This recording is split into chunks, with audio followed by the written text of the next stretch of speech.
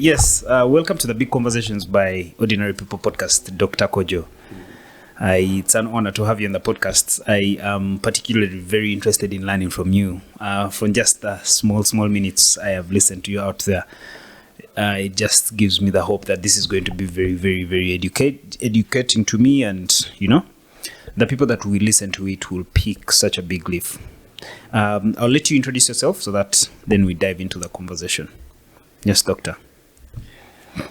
I like to tell everybody that for those who can see, that when you look at me, you know I am an African. My names are Dr. Kojjo Ablode. I come from the colonial resource enclave called Ghana. And I live and work in Uganda right now. Yeah. I work as a development consultant. And I'm doing some work for the government of Uganda. Interesting. Yes. Now we'll just, go right into it. We are here to talk about the system. And I want to pick a leaf from you. What do you understand by the system? Which system? The world system. Thank you. Yes. We need to be specific. The world system. Yeah. Tell me. Human beings. We are human beings. Yes. We are part of nature. We live on Mother Earth. The cells that compose us as individuals have life. And Mother Earth provides everything that we need to live this life. Everything. So, bottom line, human beings, as human beings, nature has provided for us this Mother Earth where we live. I want that to be clear. So you don't believe that an imaginary concept, God, provided to us, Mother Earth? Yeah, you call it anything. All right. But where we live is Mother Earth. The point I want to make is that this planet Earth has everything that we need as human beings to live our lives and be happy. Yeah. But then you see, if you ask people today, where do human beings live? Some will say we live in the world. True? People say we human beings live in the world. Mm-hmm. And you hear the word world many times. You hear about the world wars. You hear about World Bank. World order. Yeah. You hear about World Food Program. You hear about World Health Organization. You hear about the world. But if I ask you, show me the earth where we live. If you take me out and show me the soil, where plant is grown, you tell me that is the earth. And it has an atmosphere which contains oxygen, which we breathe, which is natural. But if I ask you, show me the world, I don't know what you will show. So, like you rightly said, isn't a world the collection of the very many nations? We have not come to that. Let's look at the open space. Then we come to the specifics. The world is a system. The world itself is a system. It is not the world system, but we need to understand that the world itself is a system. So you find human beings, instead of living on earth, we now have systems established to run our daily life. And that is where the bottom line, the problem is. And just to put this on the table, this world system has a purpose. You don't create a system without purpose. Every system is created for a purpose. So the question is, what is the purpose of the world system? The purpose of the world system is to dominate and to control the earth.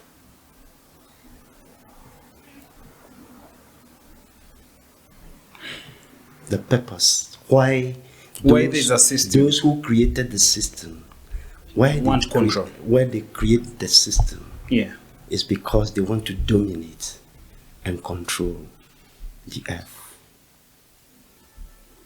Now, once that happens, it makes life on earth very difficult for the majority of the people. Just because you are shifting human living, life and living, livelihood and everything from nature into a system. What would have been the alternative?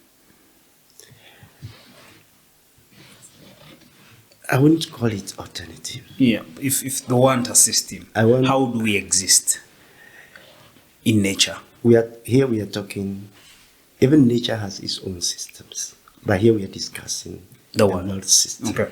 So the world system wants to dominate the natural systems that we have. Today you hear it's almost normal in some parts on earth that a man can sleep with a man and it's okay. But that's not a natural system, is it? But it has existed from entirety. That's what people say, but it's not in my family. I never saw it. But from the stories we read from the Bible from way back, this has been existing. Yes, systems have stories. Systems create narratives, and these narratives are pushed onto the minds of people. And then with time, it becomes a norm. When it is actually not a norm. So let's be very clear. Let the line be between nature and the artificial things, the narratives that are created to project certain ideologies, certain norms into people's minds. I told you the world just wants to control the earth, so they dominate and control the earth. Right? Yeah. Okay. Let's, as human beings, we aspire to achieve one thing in life, to be happy.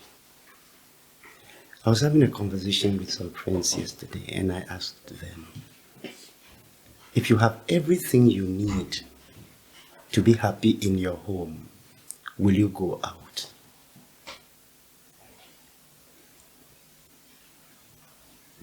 Then I went on to ask. I'd go out to meet the people. Yeah, you may go out to meet people of your life. Yeah, to get, that's okay. But not to go and look for those things. Anything. Yeah. Then I asked, if the people you see, when you were coming to the studio today, you met people, you saw people.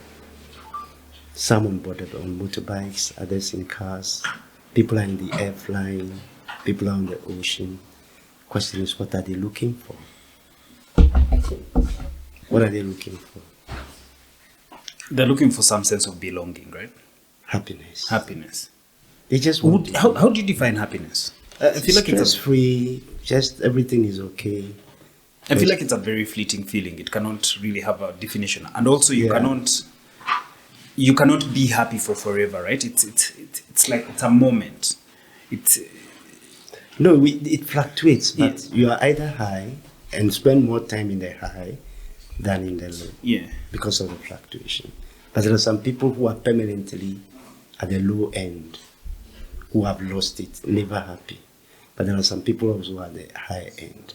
But everybody just wants to be free, to be free, to be happy. To have that feeling of zero stress, nothing is bothering you.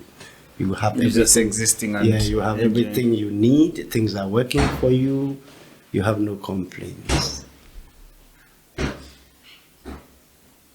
Okay? Yeah. Now, my focus is on this continent and the people of this continent, because we need to deal with our own circumstances. If you look at Africa. We as Africans, we were there. We had no problems. We were not either backward or advanced or whatever. We were just Africans living on this beautiful continent of ours, which has more resources to feed our development, to feed life, that we don't need to go anywhere to look for food, to look for anything, right? We're comfortable. But at the dawn of colonization, and we had systems. We had our monarchies, we had our kings, our societies. Yes, we had flashes of tribal wars here and there, and it's everywhere on earth. But at the dawn of colonization, when Western Europeans left Europe and were looking for opportunities to get resources to develop Europe, they landed here and found us in our arrangement without any issues. Are you saying we didn't have any issues? We just, the Western people brought civilization to us. It is not true. When we were building the pyramids, those pyramids were not built by the Arabs who live in Egypt. Those pyramids were not built by them. Hieroglyphics, writing, started in Africa. We were irrigating the Nile Valley when Europe had no idea about development. They've taken away our history and give us their history. But I don't want us to skip, jump. Yeah. I want us to flow. True. So when they came here and found out that everything is here and the people don't seem to be bothered, it's because we were comfortable.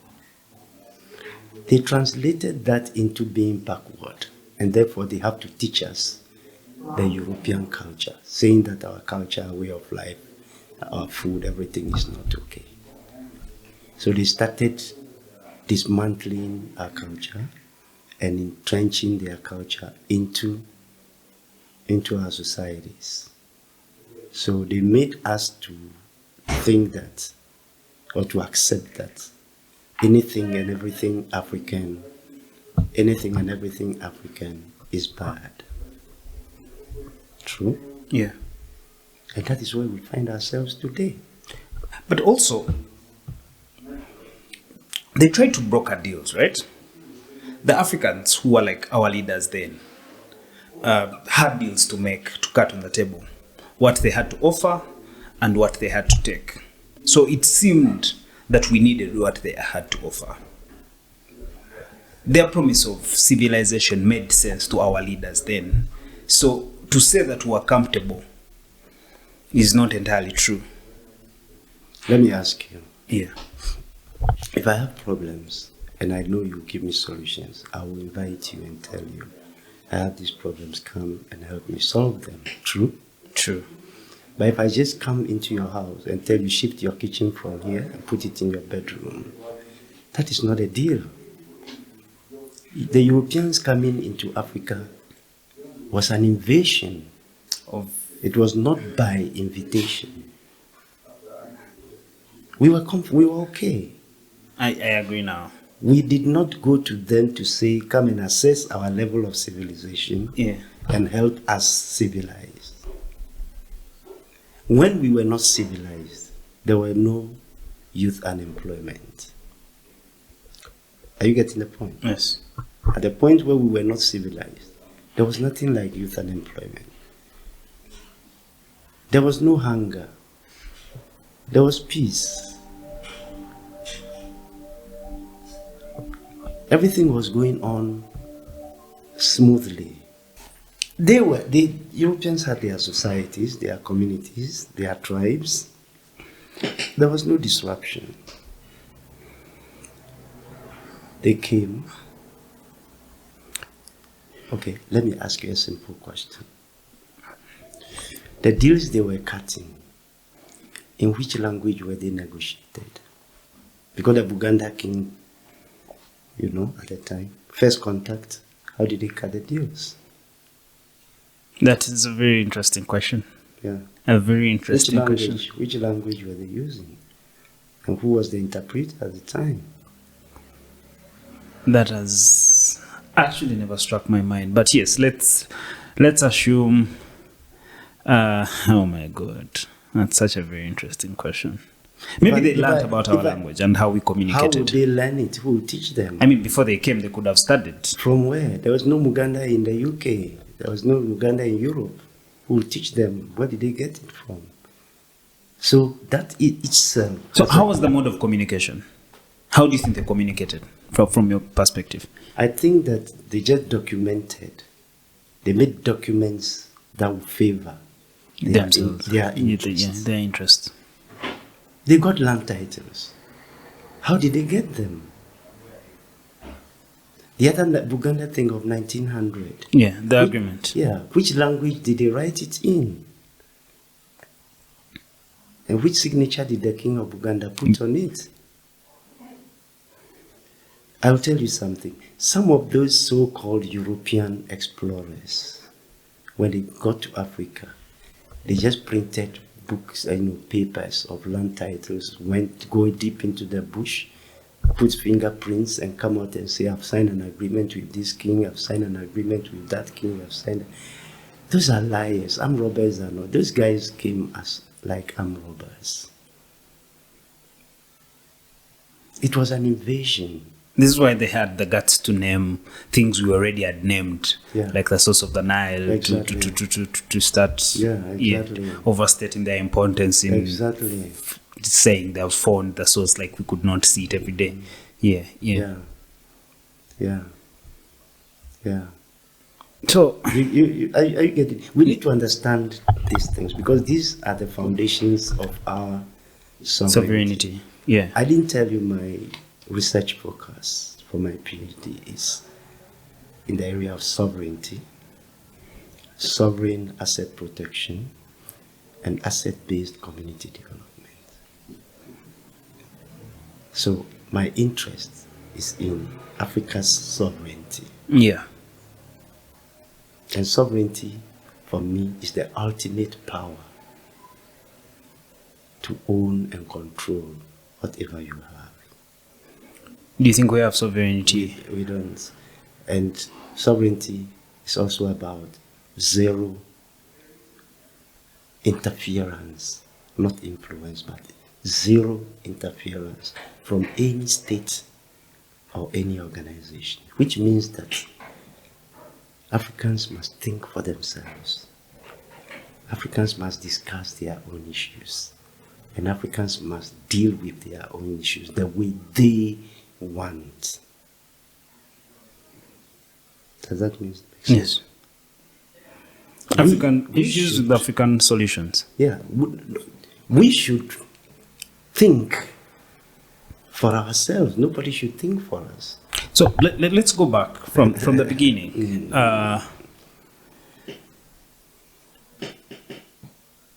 If you say we're comfortable, how then were they able to sell us? Unless, of course, you're going to say they stole from us to sell us the big, say, American dream, where now that is what we, by creating a system, right? So, yeah, okay. We are coming slowly. All right.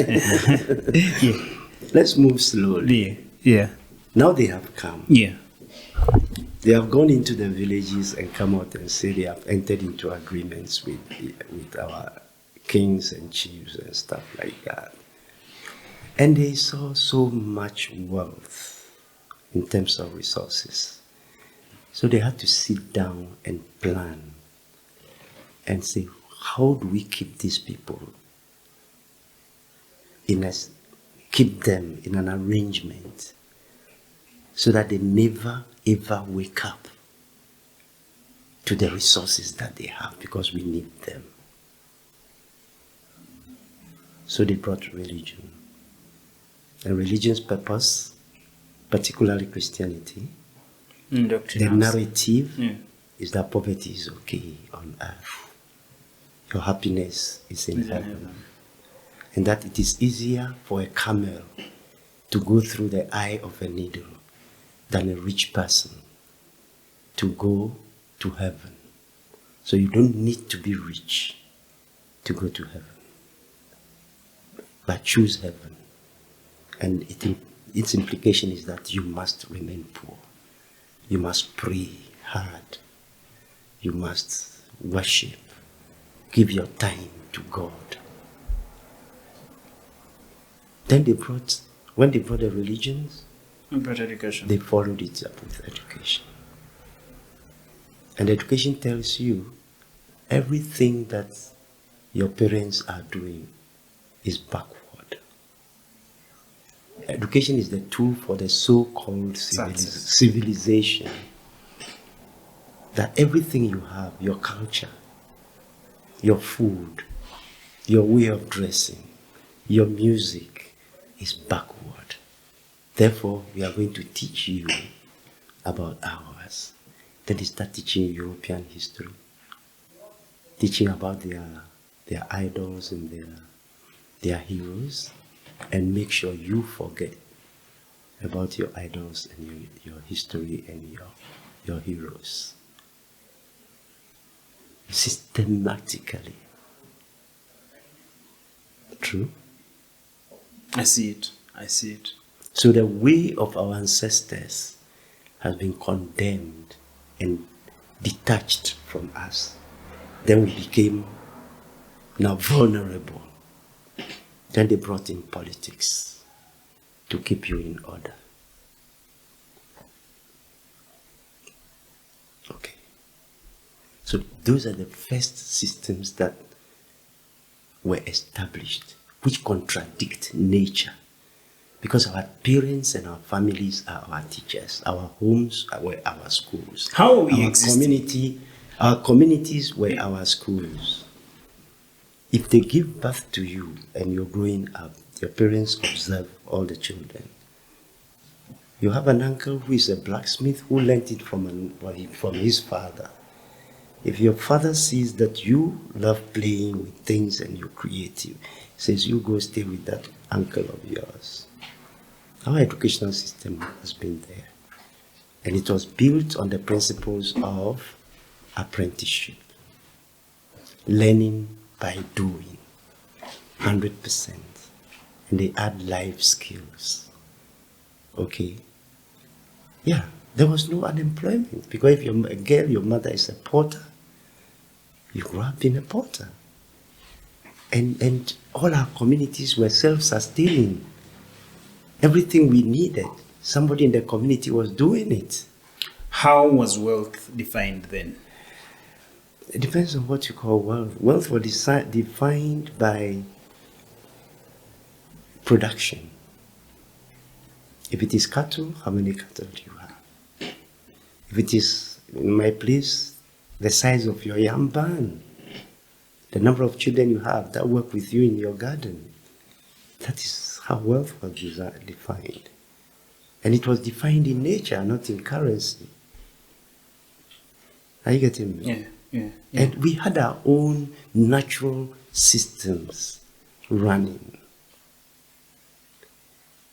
And So are you saying you'd prefer our own natural systems to the current world systems?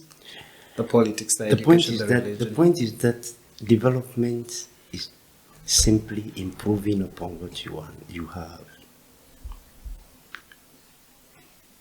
Not throwing what you have away. Yeah, and adopting to something entirely new. To something entirely new. Yeah. Either by yourself or imposed upon you. Today you see our women think that they can only become beautiful if they stretch their hair and make it long. Now it's too much. They have to enhance their bodies. They have to change parts of themselves. Yeah, but that's they're selling their own insecurities out to make more money. So it actually seems like systems keep popping up. It's never enough. They keep improving, yeah, and entrenched. Systems must, even the computers we had at the beginning and You don't do the thing. Yeah. So there is growth in development. So how come we did not use our resources in the beginning to dominate? Why aren't we the ones to go to the Europeans? Because why did they have to come to us? Because we did not need anything from outside where we lived. We had everything we needed. I started by saying that if you have everything in your home, you stay in your home. That makes you happy. Yeah. You stay in your home. It is need that makes us move around. So the Europeans moved and came here because of the needs, the numerous needs that they had. Are you getting it? Yes, totally. So they did not come here because they love us so much. They did not come to Africa because they want to see the African develop. They came because of our resources. And every conversation is about our resources. And they put the systems in place, like I said earlier, to shift our minds from our resources to heaven, to education. I was sharing with some colleagues before we came to the studio that every African is locked up in one of these three things. And I call them the three pillars of Neo-Colonization. It is either the person is either busy with religion, which is the first one, busy with education, or busy in politics. How many of us are designing machinery? Very few. Production has gone down. We are not designing, we are copying. How many of us are doing anything else outside religion, education, and politics? We are locked up in those three systems. We are not thinking about our resources. You go to school system, in the educational system, they tell you, okay, let's build up this thing slowly so that our audience can understand this. And I would encourage them to make contributions, ask for clarity, ask they definitely do. And then we can respond to all of them. Yeah. Because this is our issue as a continent. We are the richest continent because we have more resources and more strategic resources than any other continent on this earth. But the narrative that we've been getting from the dawn of colonization to date is wrong. And it's our duty to change that narrative. It is our duty to delve into these issues like we are doing now and change that narrative. How do you change that narrative if, again now we have fed into, this whole civilization, that is what we're chasing, the education, yourself, you have a PhD, you have managed to, go extensively and add on to the knowledge you have to maybe be articulate like you are right now. So how do we break out of that as Africans? I feel like it's a little too late. No, it's not late. It's a process. It's an ongoing process. You fall, you must have a process to get up and continue. We need to move from where we are. Use the right trajectory to get to where we have to be. Are you getting the point? If you go to school, you look at food. You go to school and you go late or you talk in class, they punish you. Or you speak your own mother tongue, they call it vernacular, they must punish you. True? True. And most of the time, the punishment they give you is to go and dig. To go and do farm work. Yes. What kind of thing are they planting on your mind? Well, that is so true. School is almost like the biggest killer of, our soul in so many things. Now there's dress code. Yesterday I went to some school, I was doing some community outreach, and I could not go in shorts, they're saying you cannot come in shorts here. It's Islamic, so they follow some standard. That is religion now mixed with yeah. education. Yeah. So and the people at the gate have this so much power that they feel like they're gods. So I try to explain to this gentleman that, you know what, I'm actually here to do a job. I have been called here. I have to fly a drone. There's a campaign. But if you want me to go away, I will definitely go away because you are wasting a lot of my time. I do not come to school here. I should enter. But he seemed to have so much power in this, and felt like the school system is already, designed to do this to people. And there was just another lady that just chased away. Her dress was a bit transparent here and there. It's like, but how does this really matter if I've just come here to study and leave and go? How? Systems are like pipelines. A water system. Yeah. That takes water from a source. It must keep going through. It doesn't fail. The line. It cannot fail. And you must protect. There must be no leakage or no pollution entering. That's how systems are. They are rigid. And you must defend them. You go to church and tell the pastor, I've been in this church for the last 5 years. And I pay my tithes. I do contributions every time.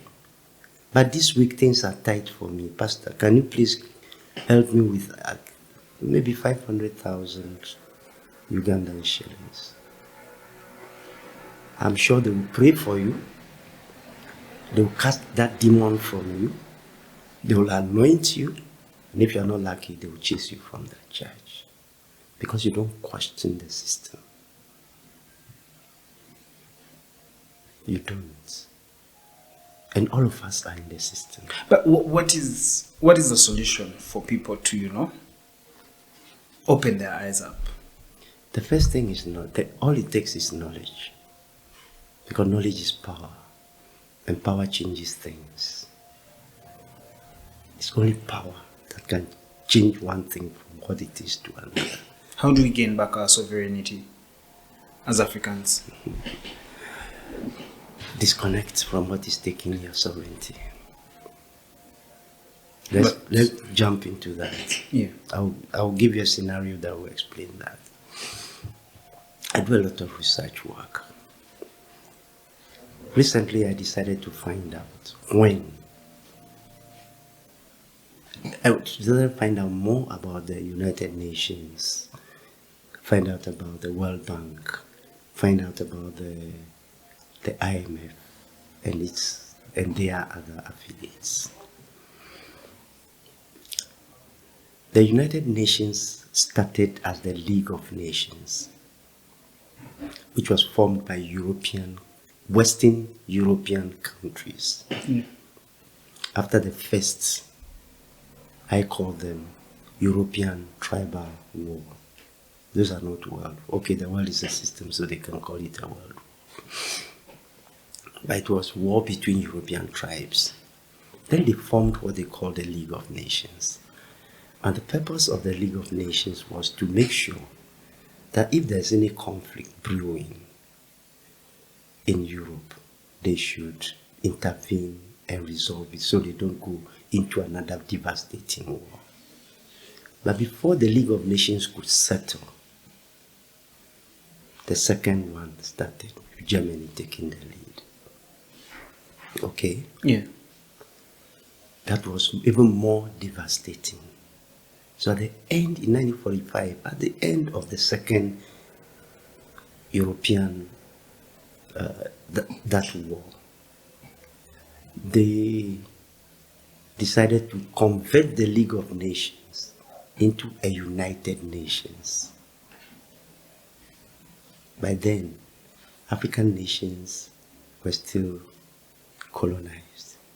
Africa, not African nations. The continent was still colonized. Because we never had those things they call nations. Now, from 1945, the first African nation, sub-Saharan African nation to get independence was Ghana. Even let me clarify the issue of independence. No African country has ever depended on any Western European country for anything. I think you'll agree with me. For food, for imports, for nothing. It's just money they make up with. It is the reverse. Them coming for the resources. They came for our resources. They cut down all our forests. Very true. They took our minerals. They took even our human beings into slavery to go and work for them free on their plantations and in their factories. Right? Yeah. Now, in that arrangement, who should grant who independence? It is us to it's grant Africa to tell you, Western Europe, enough is enough. Go be and on be your own. on your own. Yes, we have helped you enough. You have stolen enough from us. You have robbed us enough. Go and be on your own. It is us to grant them. Actually, not to grant, to chase them like we did. And say, go and fix yourselves and stop this thing here. What are we celebrating? What is this whole thing called independence that we are celebrating? Are we even independent from their context? No, do we need independence? Because we must first need it. Then it will make sense. From what? From who? Yeah. And for what? Or from what? But they create a narrative, push it onto our mind, and we have accepted and we are celebrating. Now back to the point. Ghana got the so-called independence in 1957 on the 6th of March. That was the first one. All the African countries joined this United Nations, World Bank, IMF, from the 60s all through up to the 80s. But my question is, are those things created for us? Yes or no? If they are not, what are we doing there? The United Nations has been trying to keep peace in Congo from the 1960s. But there's no peace. There's no peace. Why can't we accept that they have failed and therefore should pack their things and go? What is Africa doing in the United Nations? The IMF is our problem. I agree. The IMF is just always keeping us in this imaginary debt with chunks of money. So money gets wasted, they send more and more and more just to keep us in the debt. You end up thinking about paying your debt instead of thinking about your resources. I agree. I see now how the system works. Exactly. Yeah. What are we doing as Africa in the United Nations? And what is the United Nations doing for Africa? Nothing. When the African leader is speaking in the United Nations General Assembly, the hall is empty. When the American president is speaking, the hall is full. The Russian president can summon all African heads of states and they will go and sit before him and he lectures them. The same with the US, the same with China. And recently, even the Prime Minister of Italy called all of them and they went and sat before her. That is the system. And don't blame our leaders because they are also victims of the system. Yeah, they're definitely victims of the system. Are you getting it? Yeah. And this world thing we are talking about is not in our interest. It is not in our interest. The World Bank came and said, we are going to help you. So you need to go through a structural adjustment program. The structural adjustment program led African countries into what they call HIPIC, highly indebted, poor countries. And they keep pushing the narrative of poverty. Poverty, poverty, poverty, poverty. I went to give a talk somewhere and I asked the audience, how many of you here know, not believe, Yeah. know that Africa is poor. About 90% of the population, the audience, put up their hands and said Africa is poor. They know that Africa is poor. Then I asked how many people know that Africa is not poor.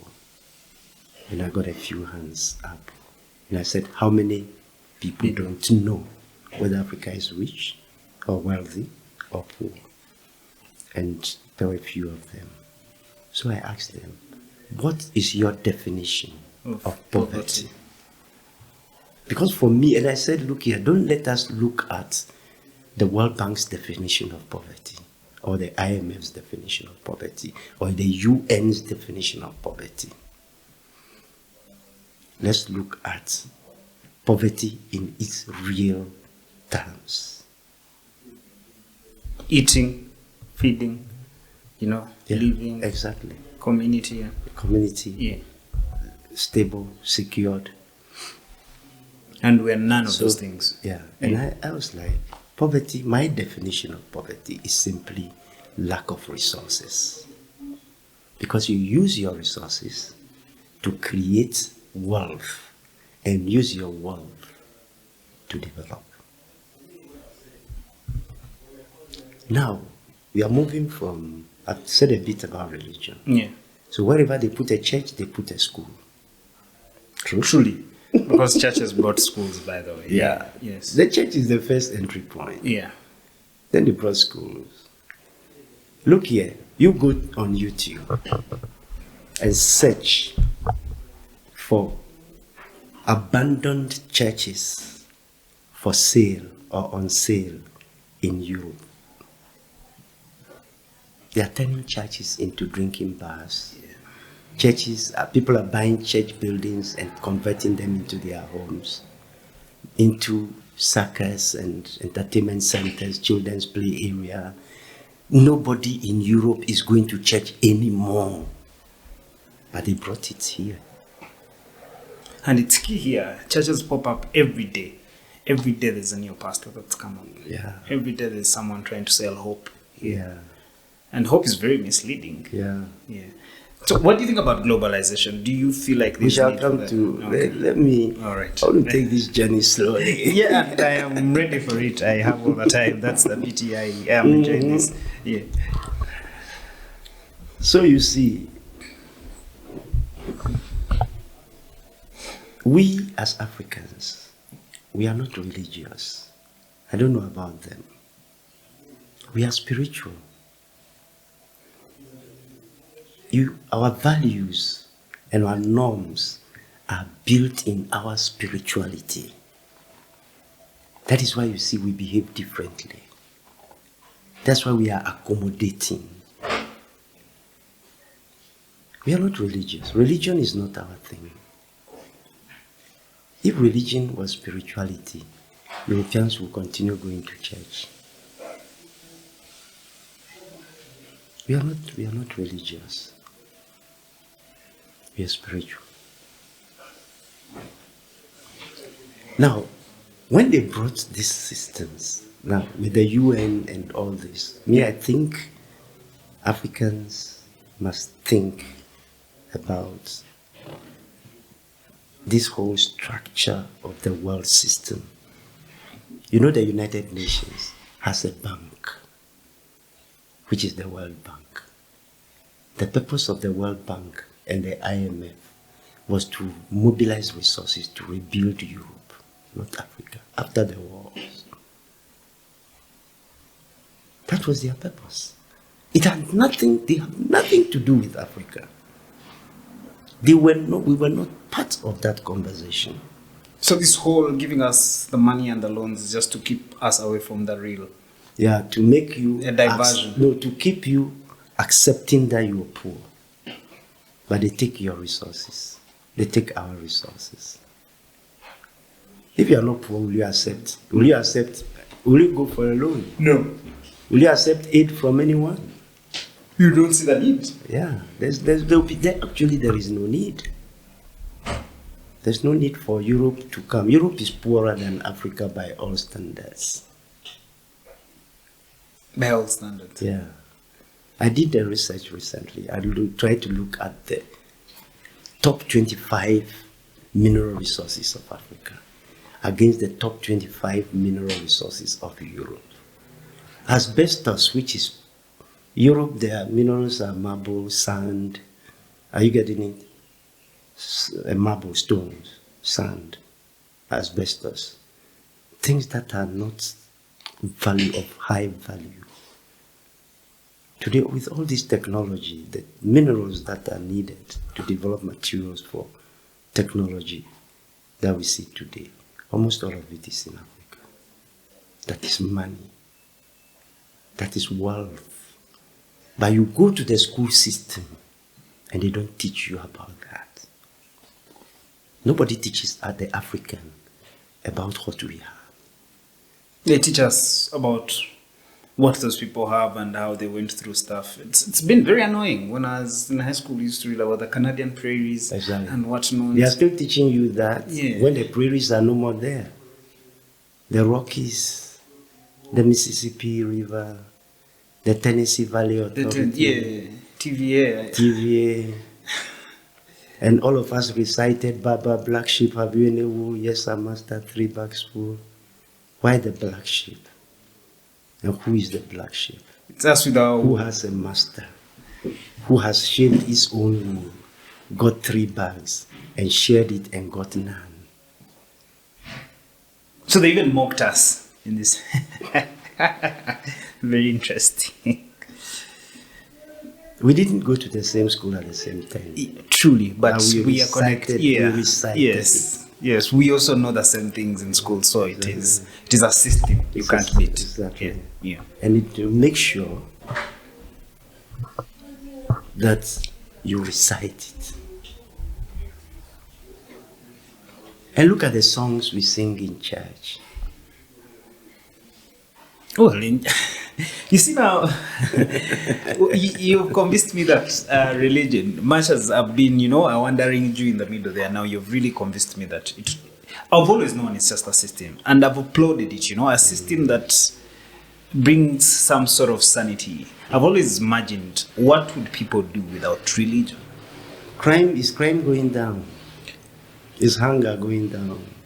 No. So if crime is not going down, hunger, morality, is it going down? Morality is just out down? of the roof now. Yeah. But we have more churches coming up. So why is it not dealing with morality?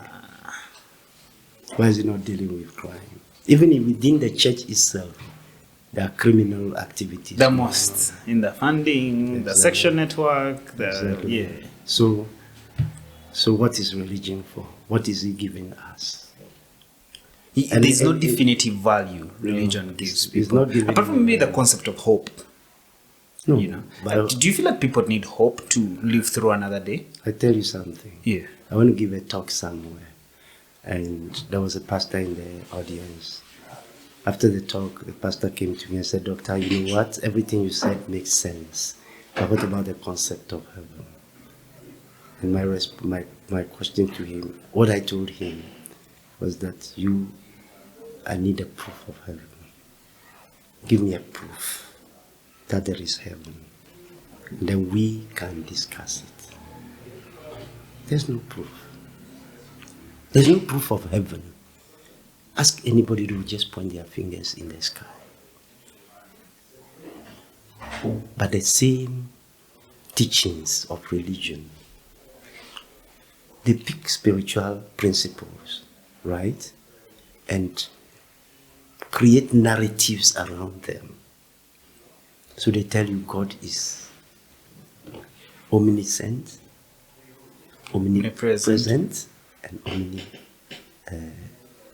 there's a third one. There's omnipotent, omniscience, omnipotent, and omnipresent. Omnipresent means ever present.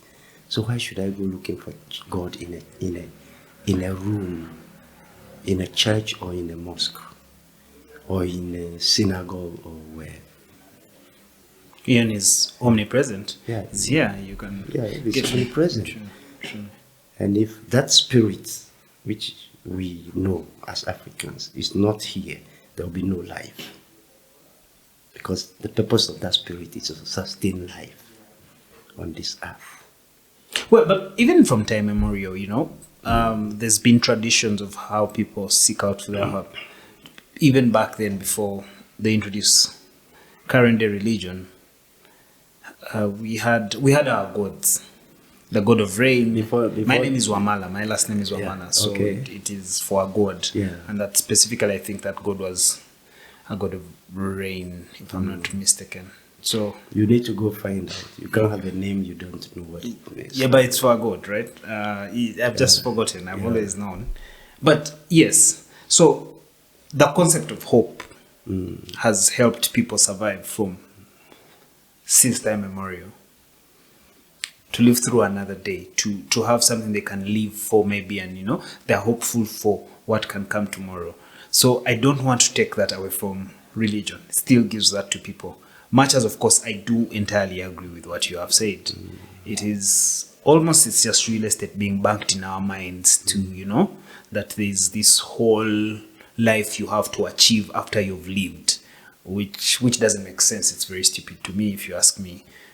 I don't know why you should live for the afterlife, because that's what religion tells you. That's what the church tells you. You know what? Be good now so that you are better in the afterlife, which clearly does not make any sense. Yeah. What do you need? Is it hope that you need, or you need to live your life and be happy with the things you have? I need to live my life and be happy with the things. So hope is a deception. That whole concept of we are giving people hope. You go for what you need. So people don't need hope. They need reality. They have lives to live. So don't give them hope. We don't need hope. We don't, you see, these systems, like particularly education, are taking away our ability to reason as Africans. My both grandfathers died at very old ages, and they never went to school. But till today, my community views them as upright, responsible, wise men. And not just them, but very many of our ancestors in their bracket were wise men. They never went to school, they were not religious. This interference, using systems to interfere in Africa's issues, is Africa's problems. It's the foundation of all the problems that we have as a continent. Now, this invasion continued till they started setting up businesses in Africa. Go and look for the Uganda company, set by the British, and the purpose was to make Ugandans to grow cotton, coffee, tea, tobacco, to feed their enterprise, their factories, so they can create jobs for their people and make money from our resources. To extract resources from Uganda to develop Britain. You had the East African Trading Company. You check all the seaports that we have on the continent have railway lines going direct into the mines where the resources are. True. They are not meant to carry human beings. They are meant to carry ferry resources to the seaports and off they go. All the railway network. Very systematic. Yeah, very systematic. And we're just observers. I hear in Uganda they call coffee chiboko. Yeah. Chiboko is the cane. I hear they were caning people to go and use their own land to grow coffee so that they can have coffee to feed their family. It's very interesting, even with the programs that come up where they give you a chunk of money if you have land, they'll give you money and then give you all this knowledge on how to maybe raise better coffee. But if you fail to pay back the money they've given you, they take everything. Yeah. So as that program you're seeing, the editing, who are down in the field, and a gentleman was talking to us about it. It was like, it's very unfair. Yeah. We have been growing this coffee before. This is what has raised our grandparents. It's what has raised our communities. So you cannot say you're giving me 50 million for 2 years, and if I don't pay back this money, you take everything I have. This is exploitation. It's good you have brought up the issue of coffee. I'll tell you something. And when we go, I'll see whether I have that thing on my computer. I'll share it with you. Uganda currently, I don't like speaking about these countries, but let me give you this particular scenario. I like to talk about the continent. Yeah. The people, actually, even those in the diaspora, our brothers and sisters. Europeans don't grow coffee.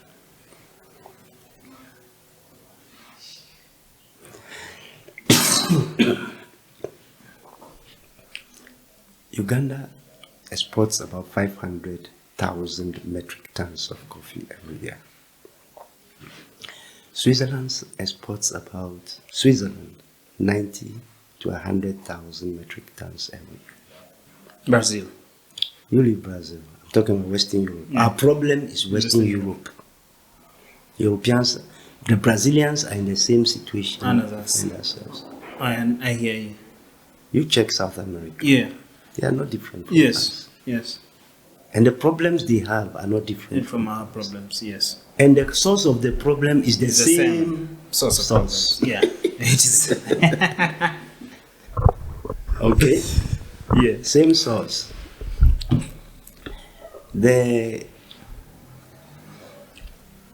Italy doesn't grow coffee. Germany doesn't grow coffee. And they all export about 5 times less what Uganda exports. But Italy makes about $3 billion from coffee. Switzerland, about $2.6 billion from coffee. Uganda makes 500 million, $500 million. Currently, we are producing 8 million bags of coffee. We are striving as a nation to reach 20 million bags. And people who are not growing coffee are making 5, 6, 7 times more money with the value chain than we do. And we are striving to grow more. And then you go and ask, where is the problem? What exactly are they doing to our coffee and making that money that we cannot do to the coffee ourselves? But the challenge is, the system is designed not to teach any African about what we have. How many? We say coffee. How many coffee schools do we have? 0. That's teaching people about coffee, teaching people about gold. Well, the Chagalanis are trying with the school. No school. Institution of learning. No school is doing that. Which school do we have that teaches about anything that we have? They are not there. So what are we teaching in our schools? Because everything we don't have. Everything we don't do. We don't teach engineering, we can't even construct airports. Yes. We can't do anything with the type of engineering we are taught. So, and what do we need? I told you, if you are sovereign, there are 3 tiers. Sovereignty is the foundation. Once you're sovereign, you must protect your sovereign assets. These sovereign assets occur in 2 areas. The human and the environment. The human is not the number of people or whatever, but the knowledge that the nation, Africa, carries. Yeah. What kind of knowledge are we carrying? How related is the knowledge we have to our resources? Or to our environment? We live in an environment which contains all the wealth that we need to develop. But the system makes sure, is designed not to make the African know anything about the African environment and the resources in the environment. How are we going to develop? If we have no idea, we are not teaching anyone about the resources that we have. How are we going to develop? Because in development, the principle is that you use what you have to get what you want. You don't know what you have. It's sad. Nobody. I just asked you, how many people's school fees coffee paid? And how many of them have gone back with the knowledge they have? Because the knowledge the coffee paid for, it's not about coffee. It has nothing to do about coffee. And it is actually, because that's a very good argument, you know. So the program I'm doing is, you know, it's called Talking Coffee, to reach out to the farmers. So these very wealthy farmers have mentioned that. Yeah. They've said, the thing is, I have benefited so much from this coffee. I've made millions, I've educated all my children, but there's no legacy to leave, because all the education after I take them to school, they are so wealthy that they even take them to, you know, Europe and where not. Their interests are never to come back to add value to the coffee. They don't know anything about coffee. Whatever you don't know, even about yourself, is useless unto you. Yeah. You have no use for it. So if you don't know anything about the coffee that paid your school fees, for you coffee is useless. True? True. Yeah. So if I am a coffee farmer, that's why you don't see generational businesses in Africa. There's nothing like that. Because we don't get our children to do what we do, unlike the natural African educational system. That was washed away now.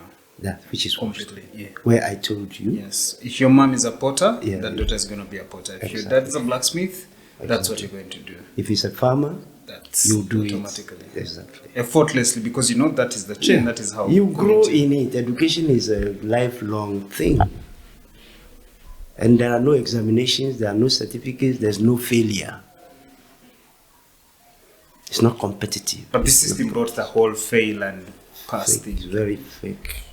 It's not development oriented.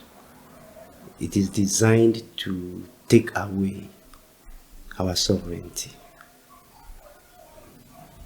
It's an interference. It's unacceptable. Africa must design its own educational system.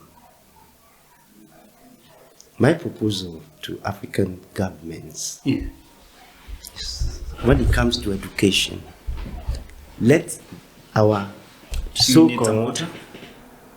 Yeah, we'll get there. I want to hit this point before. The African ministries, Africa must design a primary school.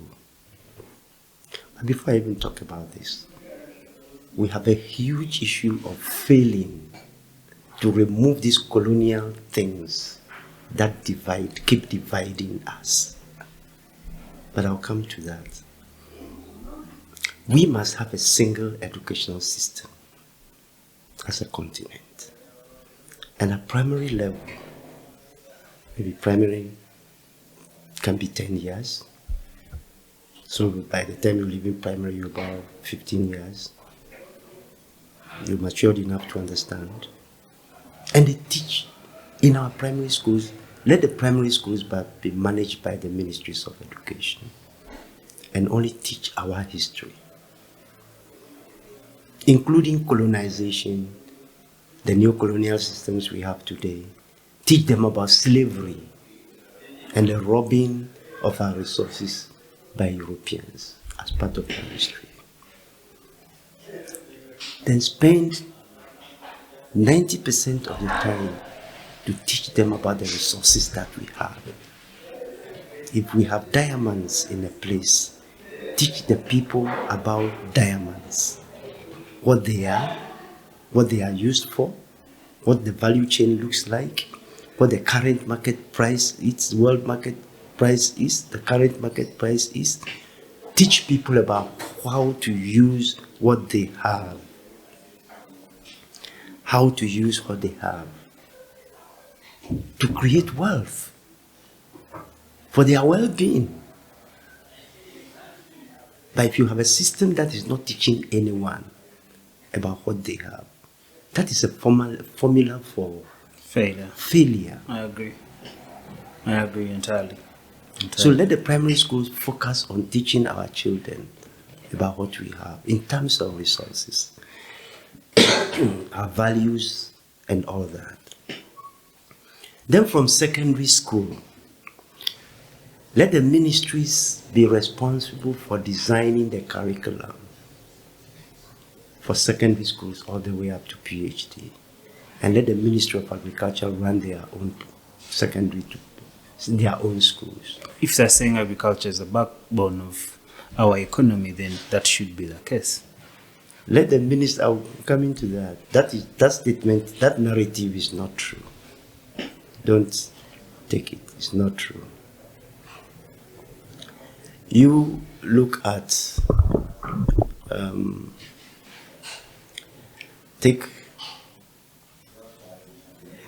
I was talking about the schools. Yeah. Let agriculture run their own schools because they know the knowledge, the kind of knowledge that is needed to develop the agricultural sector. They know. So they will design the programs to solve that. Let Ministry of Works run the engineering schools from secondary. Let the Ministry of Tourism set up schools in the areas where we have tourism potentials and teach the people from those areas about tourism up to any level. Because once you enter into a tourism secondary school, there are very many branches. As you move, you break into specialization. Are you getting it? Yes. That way, this disconnect we have today, when knowledge is not connected with the resources that we have, will be dealt with. And then we will now be in place, in position to protect these resources instead of giving them out to any Tom, Dick, and Harry. Because we don't know the value now. But if we create knowledge development systems that will teach our people and everybody about these resources, and we begin to see value in it, we shall protect them. That's where the sovereign asset protection comes in. Yeah. Then once we are able to protect what we have, then we can use them to develop our communities. You talked about agriculture in Africa being the backbone of the economy. It's a lie. How so? We need agriculture for food security. I agree with you 100%. But if it's for economic development, it is not true. Why? Because if agriculture is why are we not the backbone of the African economy? Why are we not manufacturing tractors? Why are we not teaching how to make tractors in our schools? How are we not teaching about irrigation and building irrigation systems? Why are we not developing our own organic fertilizers? Why are we not? What shows? We are still using cutlasses, panga, and hoes. Very rudimentary in the 21st century in doing agriculture. Have you ever traveled around this continent and you see 10 tractors lined up plowing thousands of acres? So what do you mean by agriculture is the backbone of our economy? What do you mean? Well, that's what I'm We told. have even failed. Yeah, it's a narrative. It's a narrative, I agree now. We grow maize and it's all infested with aflatoxin. Even harvesting the coffee, we are harvesting green berries. Yeah. Are you getting the point? No knowledge, zero. We don't have any idea how to do agriculture properly. We don't have it. So how can it be the backbone of our economy and we have no knowledge about it? So what we need is more knowledge now. Everything we need is knowledge about ourselves and our resources. About what our resources? About ourselves and our resources. We don't need any other knowledge. We just need to know about the fact that there is nothing wrong with us. Yeah. We are Africans. This is our homeland. And our homeland has A, B, C, D, E, F, G resources. And these are what the resources can do. And this is how much their worth is. That's what we need to know. So do you feel like one of the challenges of our sovereignty is the concept of globalization? We have not let's resolve the internal issues. Those narratives are just there to confuse you and I. There is nothing like a global village. There's nothing like globalization. No one outside Africa will formulate policies that will favor Africa. So where is the globalization?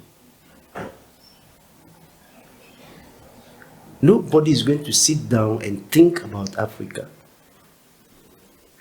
in terms of Africa's development. Nobody is doing that. The European Union is not doing that. No one is doing that. So let's leave them in their global. Let them keep their narrative. Let's resolve our internal issues.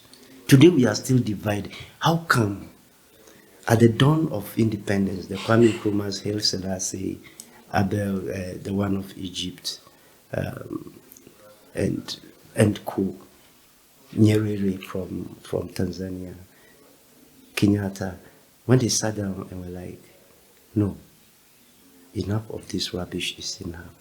Africa, we need to unite.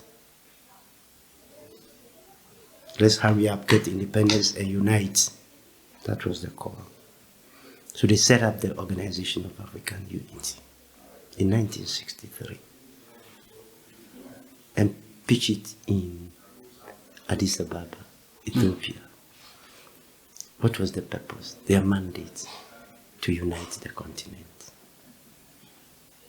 Because they know that anything that divides us, be it boundaries, be it religion, be it what, is evil. Be it politics, is evil.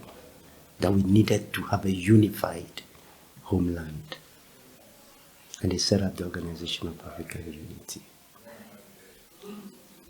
The Organization of African Unity's role is to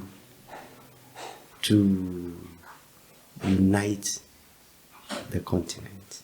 The name speaks for its mandate. Organization of African Unity. Unite the continent. What is unity? Bring all parts into one.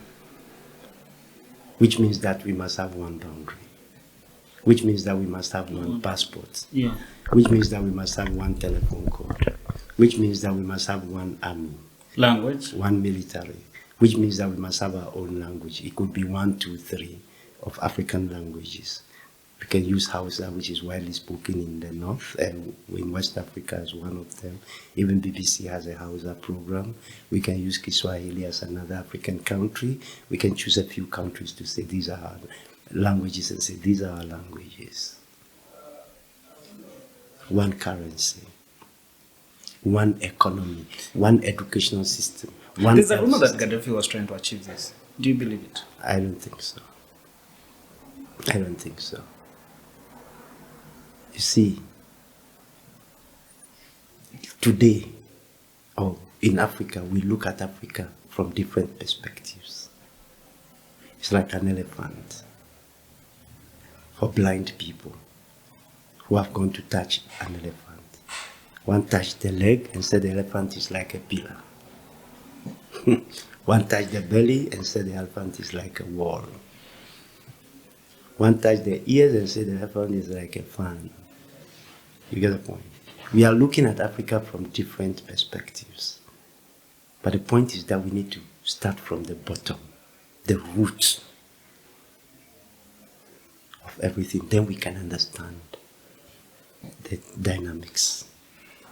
That is why I would always want you and I to start our conversations from The roots. As far back as we can go. Today in Egypt, there are no Africans there. They are Arabs. They speak Arabic. They have Arabic names. Yes. But they found the pyramids It's there. there. Who built them? That is still a very, very myth. There's actually no The proof pyramids to... are not myths, they are there. No. The people who built them is the myth. Okay. Who built that? It's the Africans who built There's no evidence to support that. What do you mean? What do you mean by there is no evidence? What evidence do you want? You want to see signatures? The names of the kings of Egypt, were they Arabic? No. So?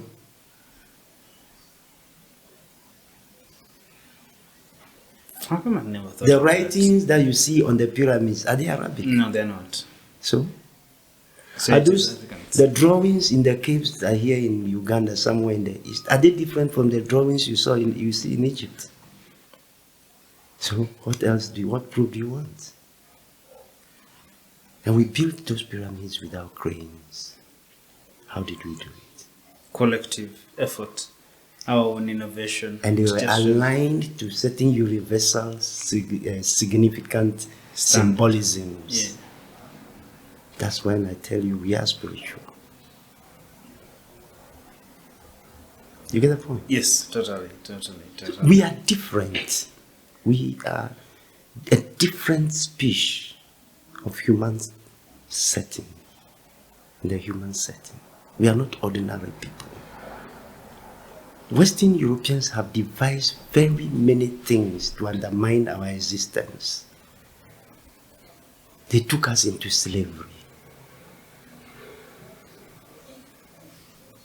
Millions of our people were taken into it. Was a booming trade business. Most cities in Europe were built with slave money. Banks that we put our money in today are built with slave money. But our children don't know that. How many Africans know that? If we know that, we will not be putting our money in certain banks. If we knew that, we would not be supporting certain football teams from Europe because they were built with slave money. Are you getting it? Yes. But how many of us know that? So we need to teach Knowledge. We need to know us ourselves. as a people And leave everybody first. else. When we're able to build our internal capacity with knowledge about ourselves and our resources, not anything Why else. are we failing to do this? Systems. You can't beat the system. The systems are designed Not to be challenged. not to be challenged. Not even know. In school we are taught to read, but not to reason. Our reasoning capabilities have all been disabled by the system. Now let's move on. This European invasion continued to a point where, during the slave trade, they started building castles on the oceans. The shores of West Africa have about 84 slave castles. Yeah. About half of them are within the 600 kilometer shores of Ghana. Okay? Yes. Now, it got to a point where these Europeans, Western Europeans, I want to be specific, Russia never colonized anyone. The Eastern Europe never colonized anyone. They never came to Africa to colonize Africans. Western Europeans started fighting themselves here over our resources. So in 1883, Otto von Bismarck, the then Chancellor of Germany, Yes. said, you guys, one day, one time, Africans are going to wake up and ask themselves, why are these people looking alike? Because we never knew whether they are different or not different. But why are these brothers shooting, killing each other? And we will chase them. So let's sit down. Invited all of them, those who had colonies, who were in Africa at that time, invited America and said, this is the map of Africa. Who has influence in which area? That was the conversation at the Berlin conference. So they started creating areas where they had influence. Yeah. And they called them areas of influence. So they they started drawing lines. Britain, around Lake Victoria, here up to there. And they were looking also at how much resources are in these areas. So the more resources, the more influence. Yeah, the more. So in the end, they divided the scramble. And it was a divide and rule, yeah? They divided the whole continent among themselves. Not because of the people. They were not dividing the people. They were dividing the land according to resources. Yeah. Okay. It was, why they call it a scramble. It was a fight, even in that conference. For them to agree that these are the boundaries was not an easy. It took them about 3 to 4 years from start to end to agree on what we have today. After dividing the continent into what we have, what it is today, they have to name them. They came here where you and I are sitting and said, okay, how do we call this one? There's a huge kingdom, solid kingdom called Buganda. Let's remove the B and call it Uganda. What does Uganda mean in your language? Uganda? Yeah. I don't know what it means. What does Buganda mean? Buganda is a kingdom. Kingdom. Luganda is a language. Yes. Baganda is the people. The people. Uganda, what does it mean? It doesn't mean anything. Exactly. The neighbors. What is the name of that mountain? Kenya. Let's call this place Kenya. What is the name of that lake? Tanganyika. Let's call Tanzania Tanganyika. Then they go to West Africa. They were getting gold from that place. Let's call it Gold Coast. This one, Niger River. Let's call this area Niger area. So it became Nigeria. Then they go up, they say, let's call this one after the river Niger. Let's call this one Ivory Coast. That is how the places were named.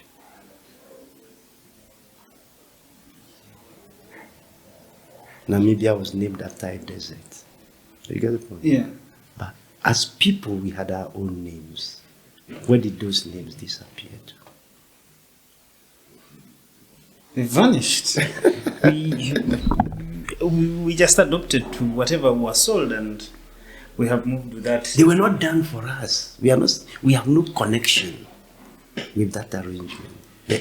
You see, we are talking about two things. Yeah. The people, Africans, and their resources.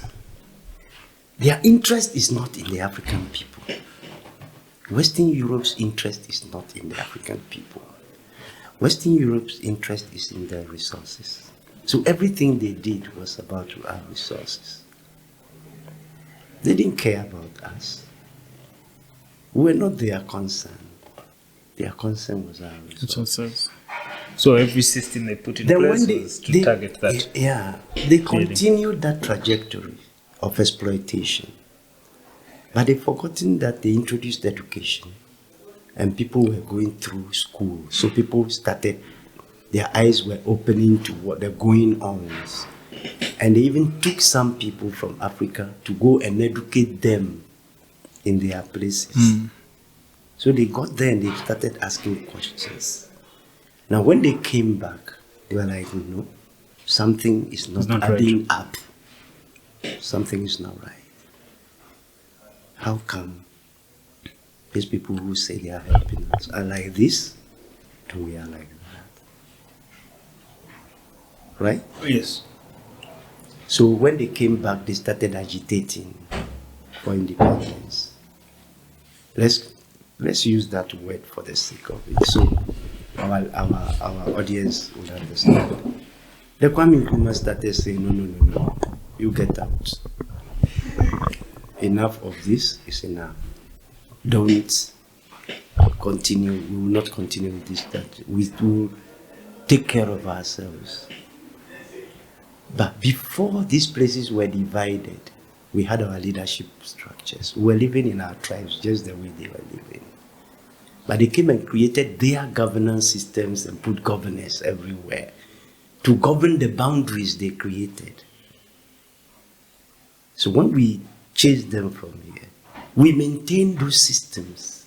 These countries are systems. We maintain them.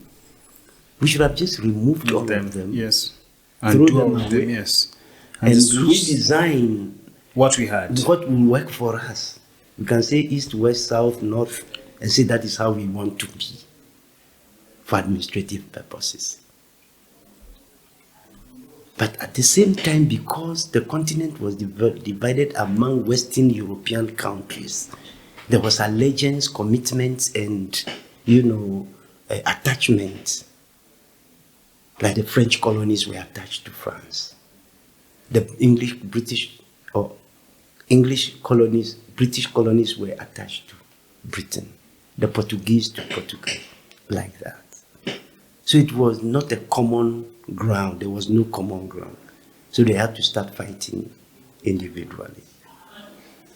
So Ghana got independence, supported other countries to get, so-called countries to get independence. And because we maintained that system, that's what made us subscribe to the United Nations, the World IMF. Bank, and IMF. But if we had created our own systems from that time, Would be free from all this we nonsense. would be completely disconnected from this rubbish. But unfortunately, we did not do that. So they continued. Do you think our using- leaders in that time failed us, our kings? They had. Or it was really out Listen. of their control? Listen, these Europeans who came to Africa, Western Europeans who came to Africa, equate them to armed robbers. They come with They are guns not and- nice people.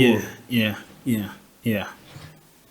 What you see in the American movies they call cowboys, cowboy movies, that is exactly what happened at that time. They went and killed the indigenous people and took their land. They did it in Canada. They did it in Australia. Are you getting it? Yes. They are not nice. Western Europeans are not nice people when it comes to this topic of exploitation. They are not nice people. Don't think they just came and sat on the table, at the table with our kings and everything happened. No. They used all kinds of means of coercing, divide and rule, setting kings against the others, giving this one guns to fight the others. These are robbers. They're very manipulative Exactly. in their theories and how And they their solve the actions. concept. Yeah, exactly. So, okay, there's no fault to the kings. Yeah, It was they out of never- their control. Yeah, they couldn't handle it. Till today, all the people you find in America, you find the majority of them, you find in Canada, you find in Australia, you find in New Zealand, you find in South Africa, they are all Western Europeans.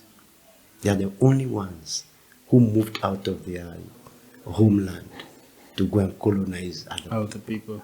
invade other people's land and took away their resources. They are the only ones. So the question is,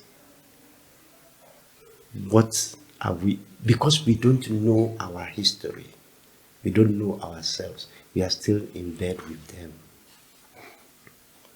We are not supposed to have anything to do with Western Europe. And if we are going to do anything with Western Europe, it should be on our No terms. terms. Yeah, I totally agree. It should be on our terms. They make you feel so inferior that you fear to speak. Are you getting me? Just even the system actually dictates that. Yeah. The education class, when you look at class, Exactly. yes. Yeah, they create classes. You which get were not punished there. for failing. Exactly. Yet It's failing is competitive. on their own terms. And on their terms.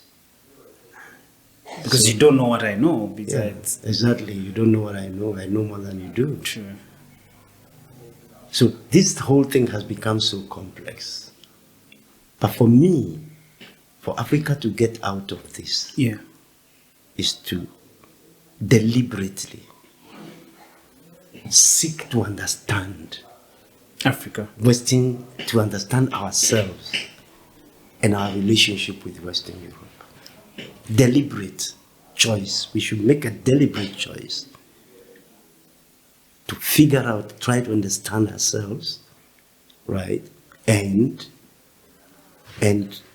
understand how Europe perceives us and relates to us.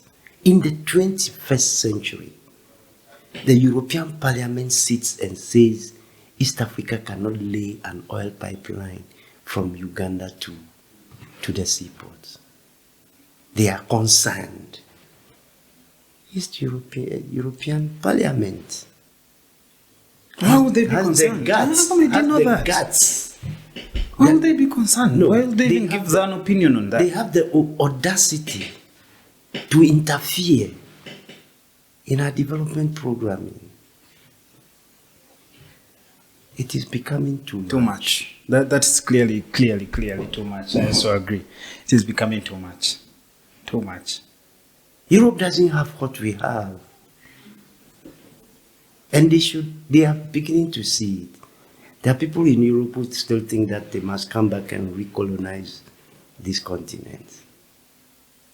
But it is just a fallacy. It will not happen. Do you think that can happen? No, not now. There's also I've had arguments of people saying because of how we are Africans are, the leadership overstays in power, and the rampant corruption. Who is talking? Fellow Africans now.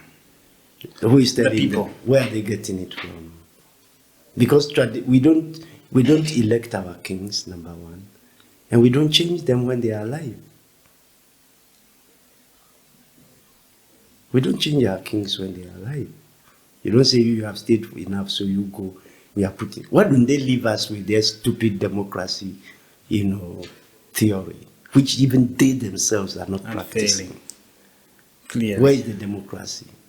If we were not in a system, why is nobody talking about the wars that are going on today?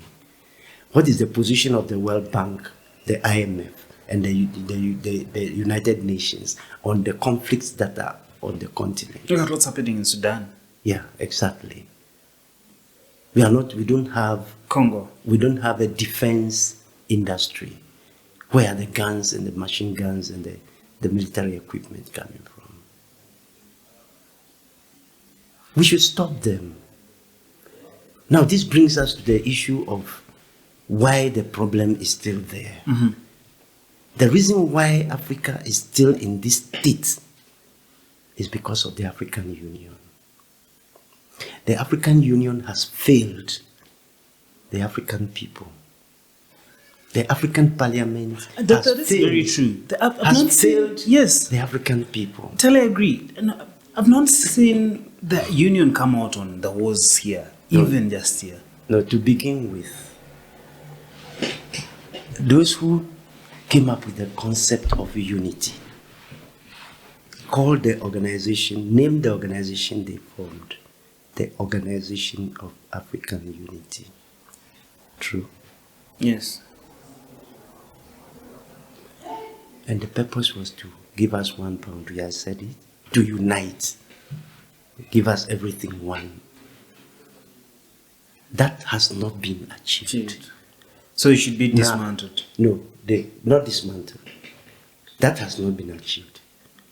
Then they criminally and callously converted the Organization of African Unity into an African Union, as if we are united. We are not a union. Are we a union? No, we're not united. So why are we calling ourselves a union? It's a fallacy. It's a fallacy. They are our biggest roadblock to development.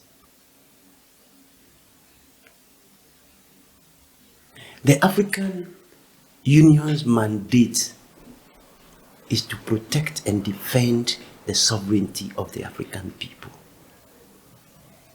Which they have failed at because we don't have that. They don't understand it. They are puppets of Western Europe.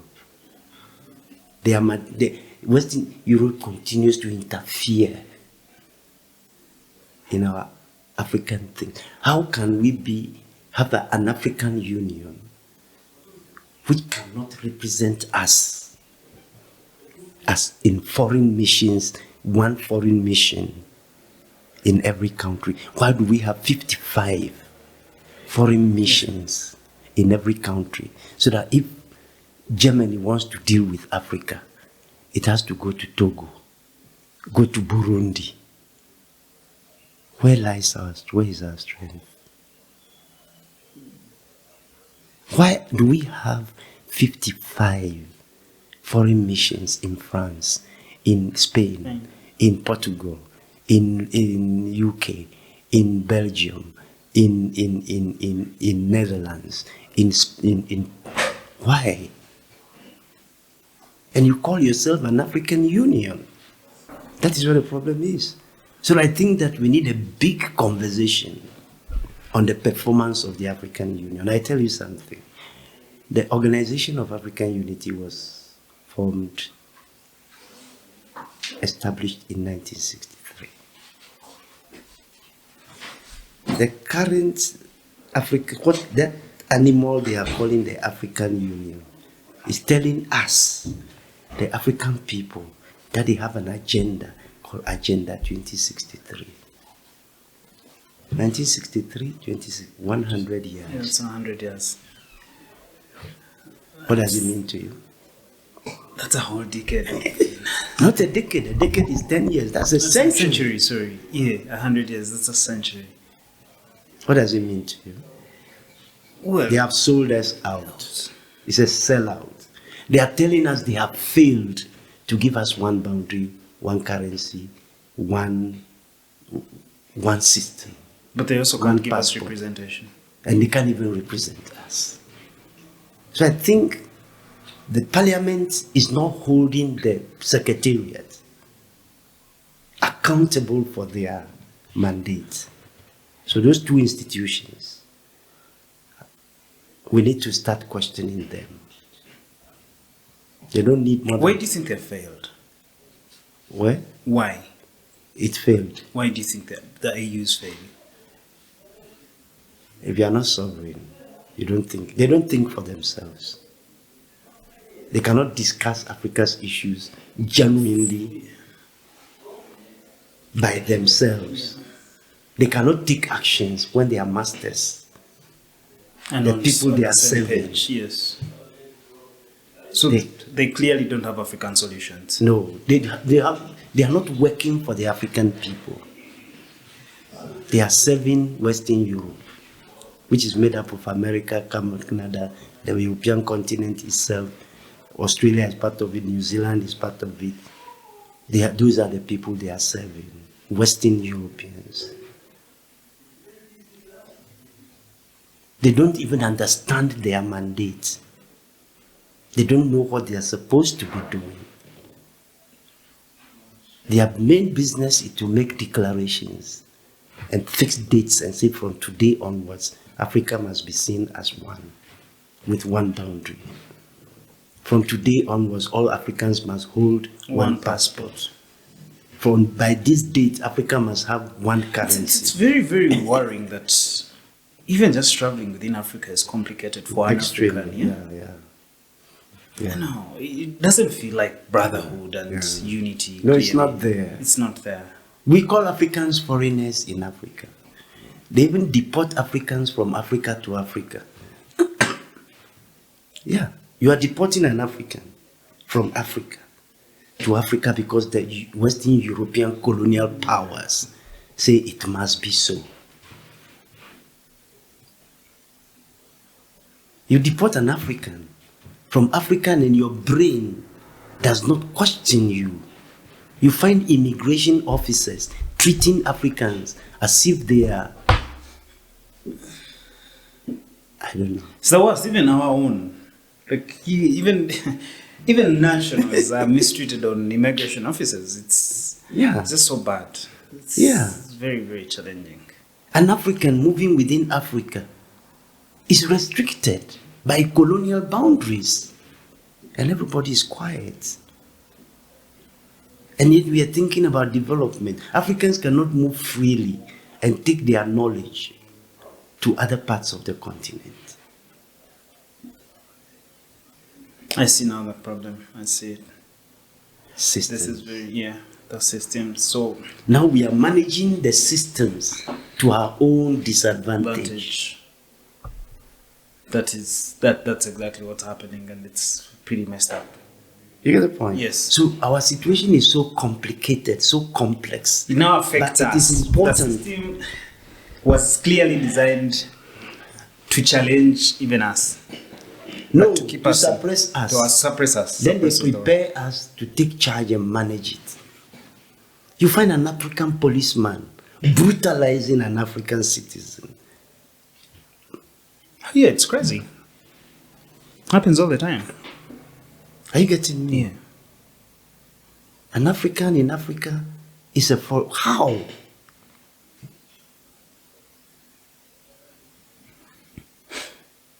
Just because we are not able to think for ourselves, we can't discuss our own issues, and you go to all central banks in Africa. The World Bank has a representative sitting there, telling our central banks what to do, listening to our conversations and reporting, and interfering in our things. They are there. In all our central banks, the Bretton Woods institutions have representatives there. What are they doing?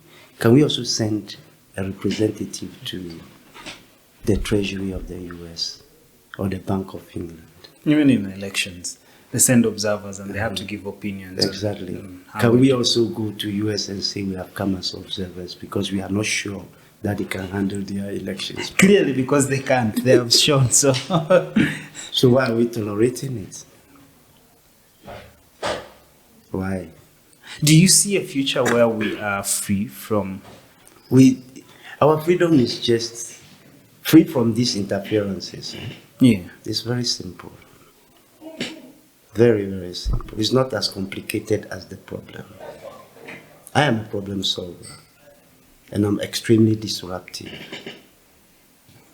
These kind of situations need disruptive thinking, disruptive actions.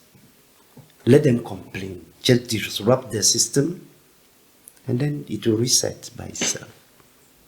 All that we need to do as a continent, as a people,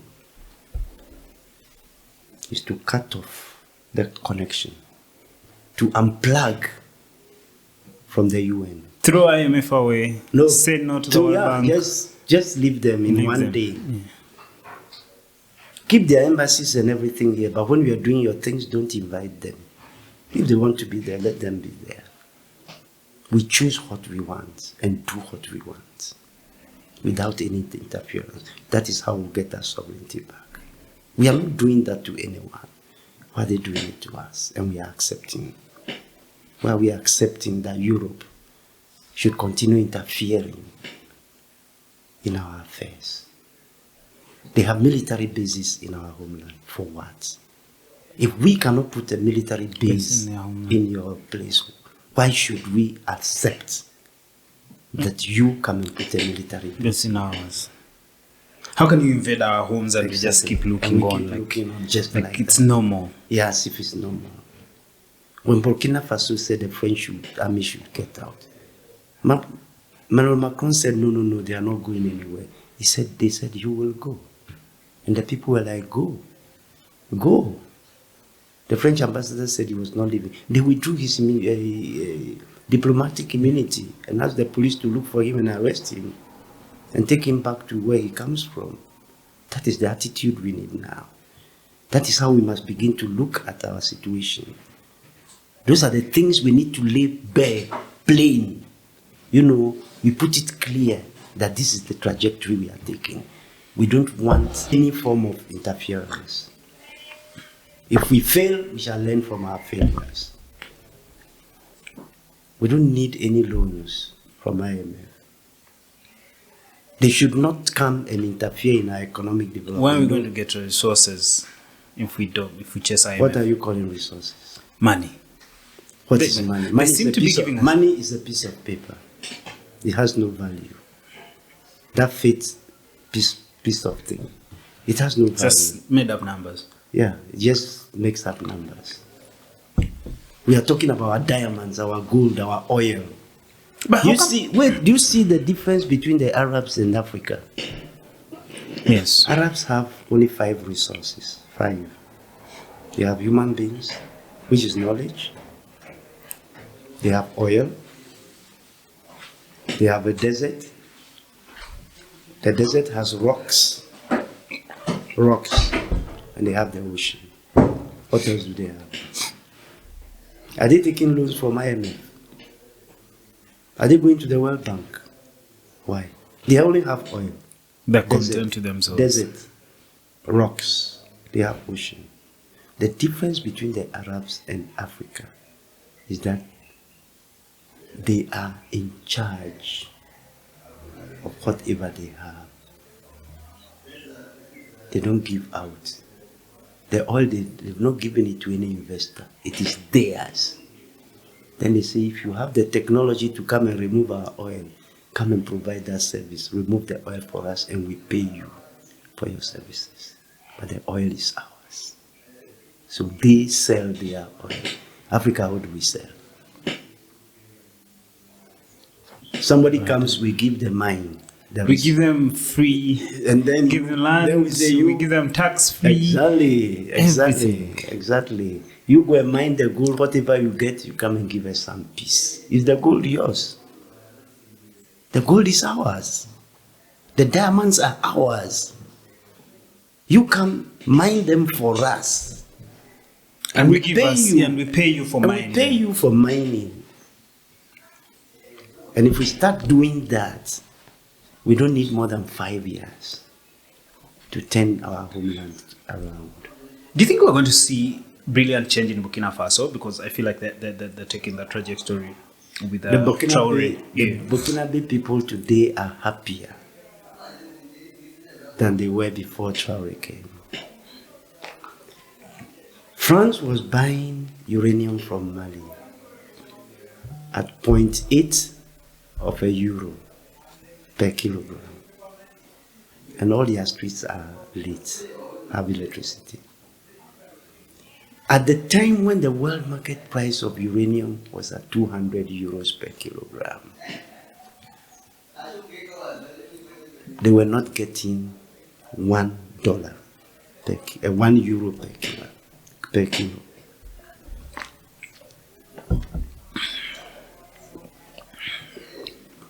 What kind of arrangement is that? And it's all over the continent. We just simply need to wake up one day. We need to get the African Union to sit up and do what they are there to do. And they should even stop calling themselves an African Union, because Africa has no union. And that this message must go out very clearly. And I encourage Africans to begin to ask the African Union and the African Parliament to be accountable, to account to us. Yeah.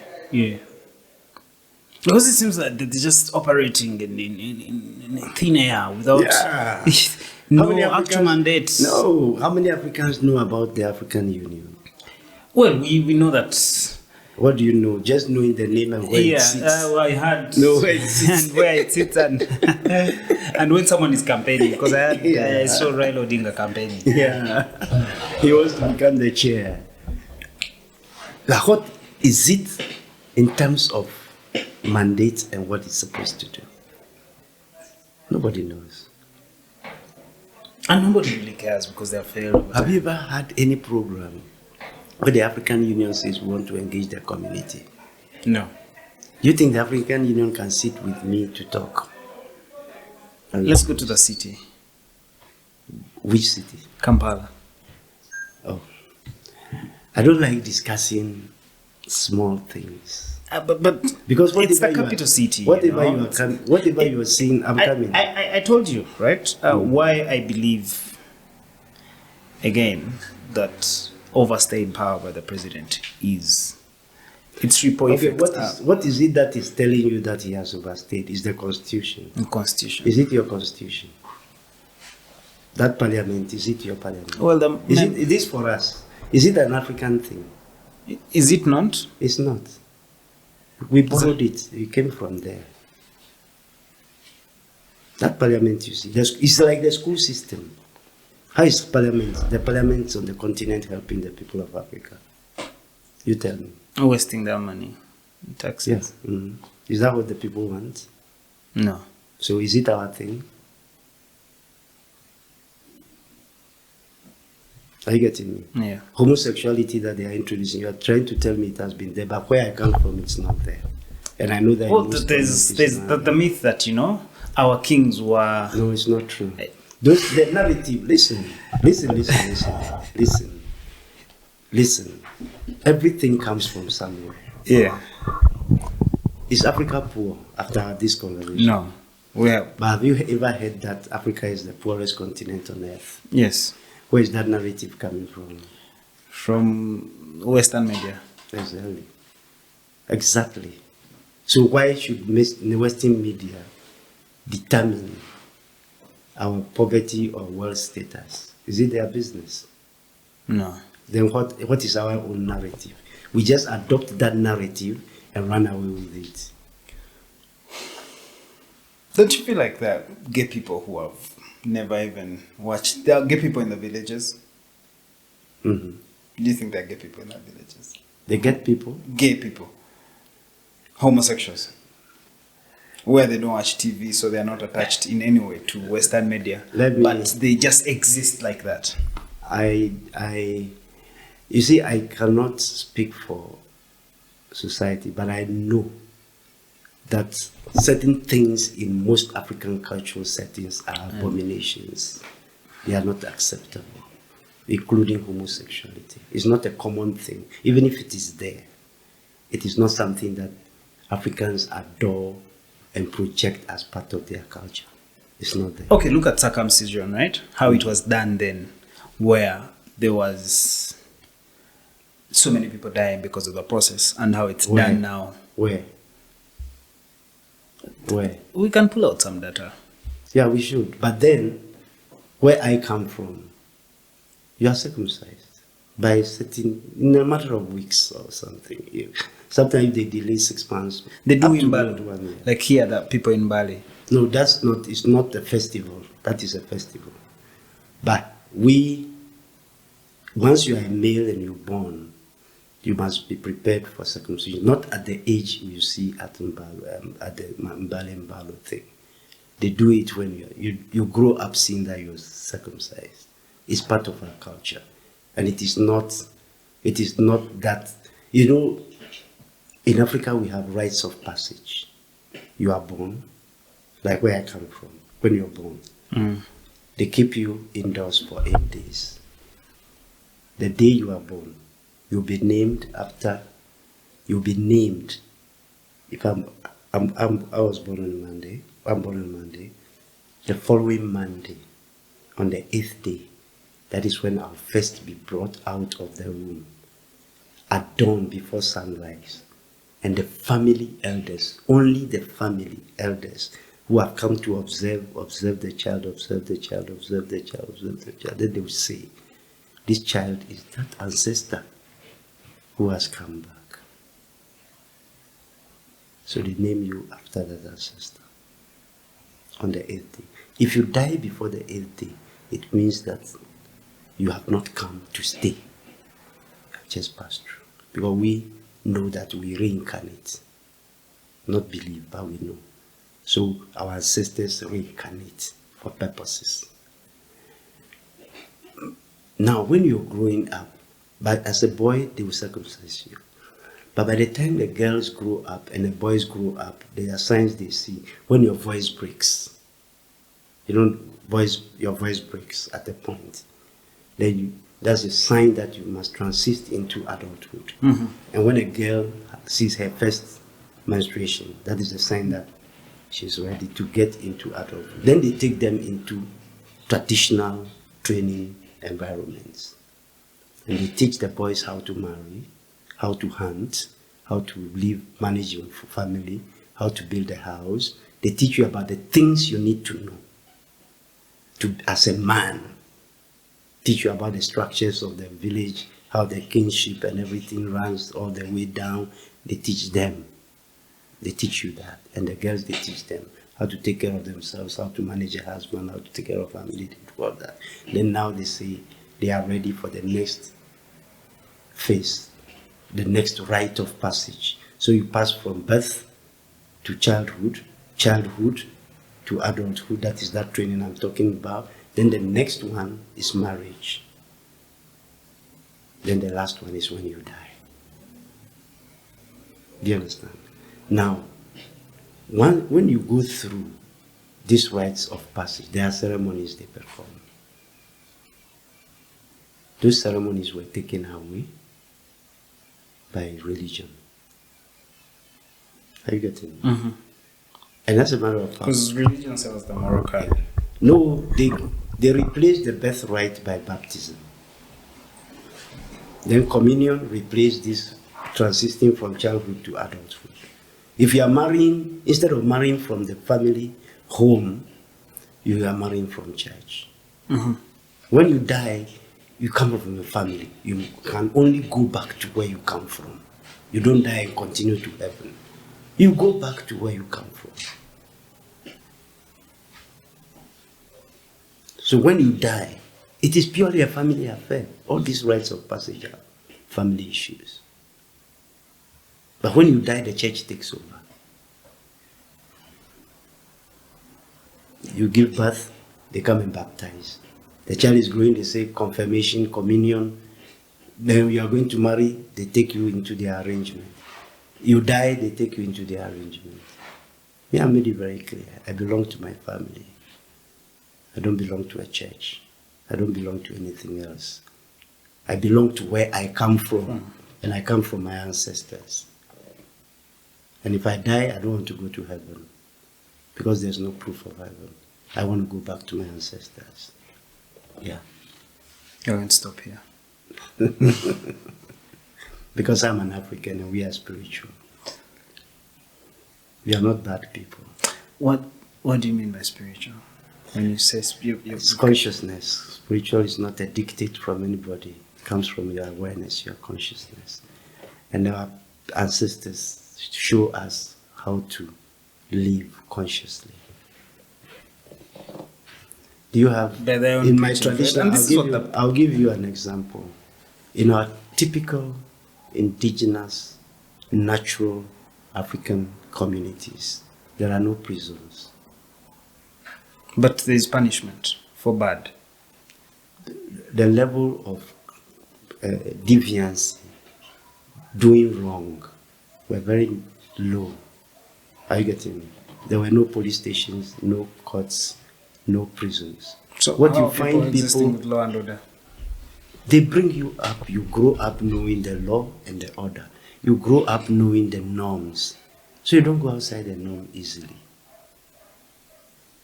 You don't have any external influence. You grow up knowing how your people live and do their things. You find one or two or three here and there. Mm-hmm.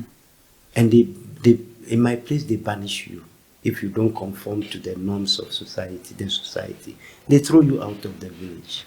So you go and find where you want to be and be doing your things.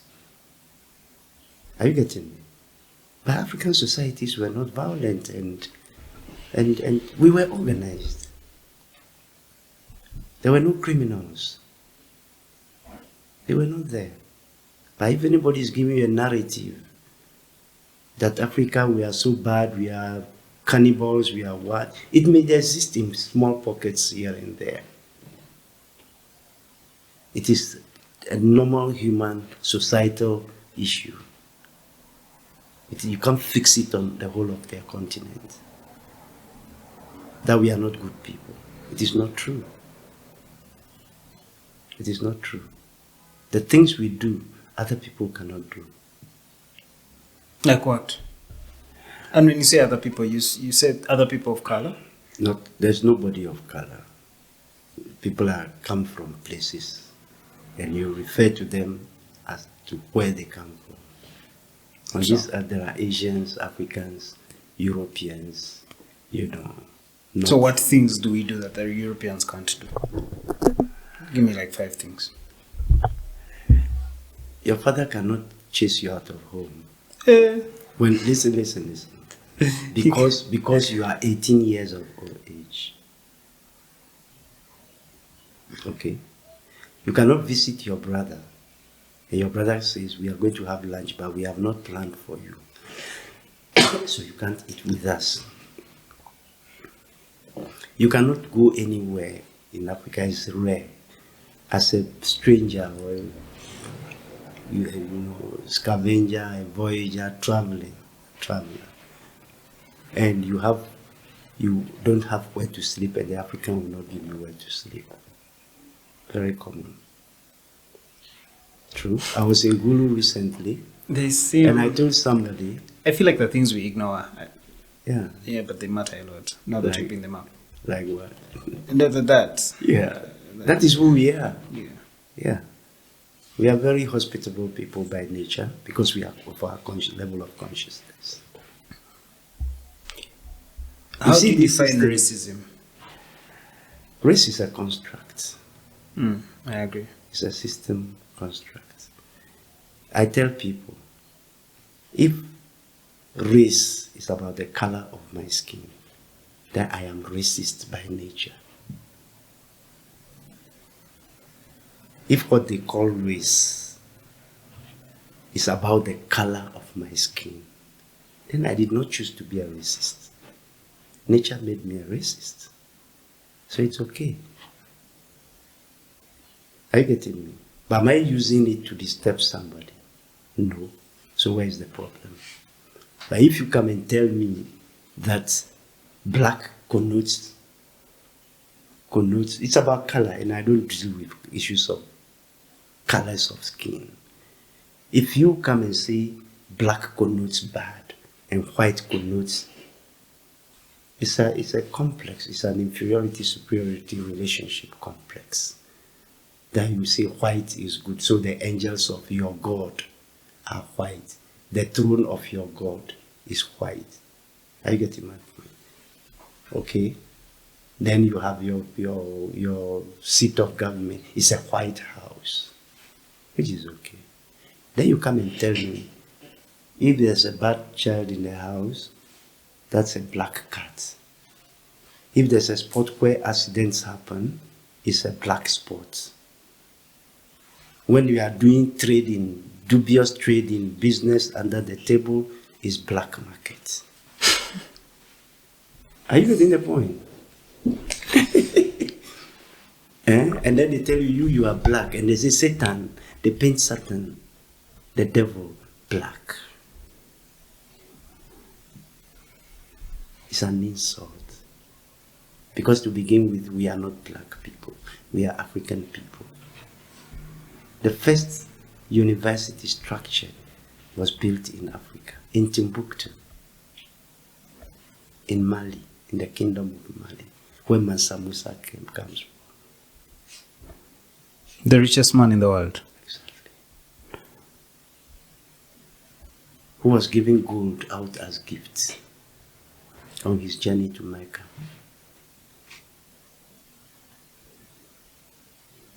Those are not Arabs. And I say it again and again, that there is no African who is a Christian. And there is no African who is a Muslim. Because these things found Africans in Africa. We were there before they came. I was traveling from one country within the continent to another, and the immigration officer saw my passport, said, "Oh, Ghana." I said, "Yes." He was like, "How long have you been here?" I asked him, "How long have I been at the airport? In the city? Where exactly?" He was like, "No, how long have you been in your country?" I said, "I've been there." Your country found me here. I was there before these countries were created at the Berlin Conference. So they found me. And it is true. Your ancestors were there before the Berlin Conference. So why are you using the Berlin Conference against me?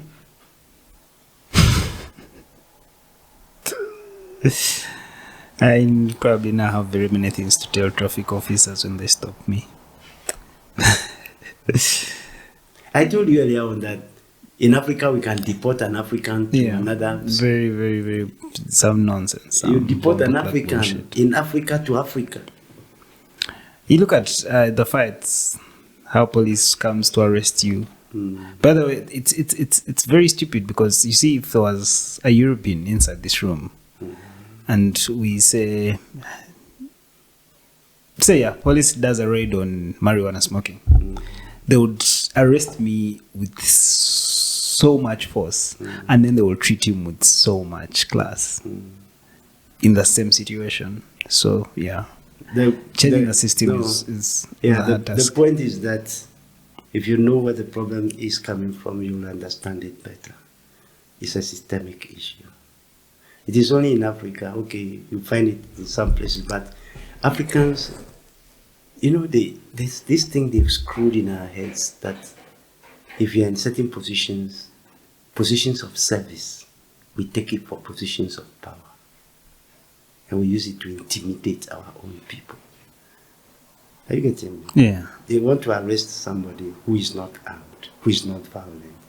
But they rather turn violent in the process of arresting the person. You know. So that itself is a systemic thing. If you go to when they were establishing those police systems and they brought those systems, they are the ones who brought these things to us.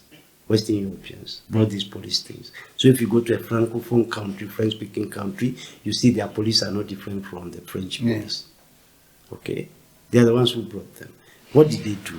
They go to the disadvantaged communities and collect people from there and put them in the police. Now, these are disadvantaged persons they have brought from a certain part. These disadvantaged people they brought and trained as police are already seeing you, who is also struggling, as better than him, better off than him. So when he has the opportunity to deal with you, he comes with brutality, pain and anger and everything at you. And it's designed to be like that. They always use the minority groups as police people. The British in particular. That's where you find that brute. So when they tell somebody from a disadvantaged area and bring him to an area which is more of an advantage, he's already angry with those people. So his psyche is formed that these are the people who are the problem. So if they get the opportunity to deal with you, they come with all of that complex. Policing means taking care of, guarding. Police make sure he doesn't, but that's not what they do. That's not what they do. Yeah, but it's a colonial legacy. It is not our creation, so we can change it. We can reorient our institutions so that they will understand their roles and perform them well. I hear a word called volongoto. Everything is just Volongoto. That's so true. You don't know where to start from. You can't find the head, you can't find the tail. Because if you find the tail, you can stretch it out and see what it is. But it's so mixed up that you can't put a finger on Africa's problems. So we need to go step by step. Who are those who are responsible for Do you think we need our unity? A president for Africa who thinks like Donald Trump thinks for America? All of them wish to think like that. But I told you about interference. They are like people whose hands have been tied behind and they are sitting before their bosses. Are you getting it? Yeah. Why should somebody train your army? Why should somebody give you weapons? Why don't you design and build your own weapons? But they do it for Uganda, and you said you think a good president general already looks them to the face and he shoots on their faces, but our army is also trained by the British. Yeah, I shouldn't be there. We are all in the system. All the presidents are in the same. We are in the same boat. If they get a small, I now have a small space where I can spit some fire. If they also have the space, they do the same. Surely. Yeah. If the small people are tired. The end of Europe is not far from now. Most Africans. Our first ladies organize prayers. Can you imagine?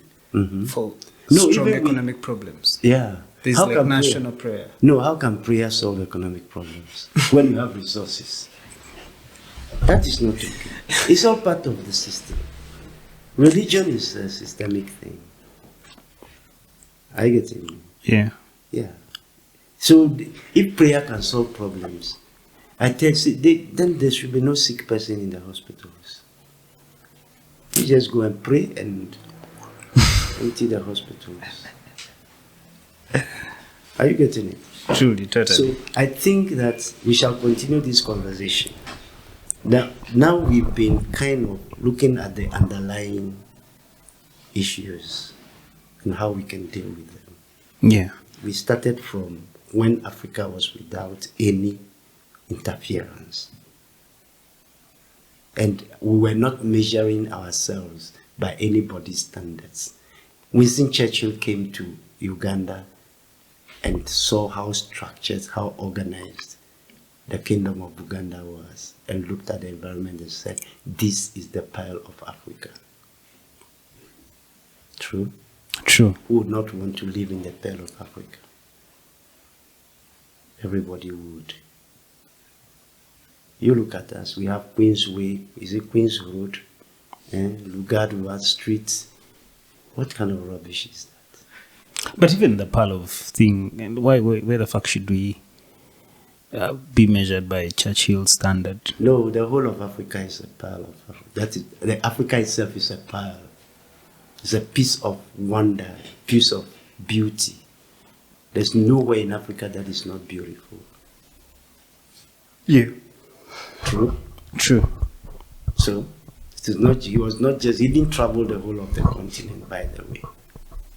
Okay. As we conclude, what do you think about Sudan and the war in Sudan? What do you think causes that, and why is it not stopping?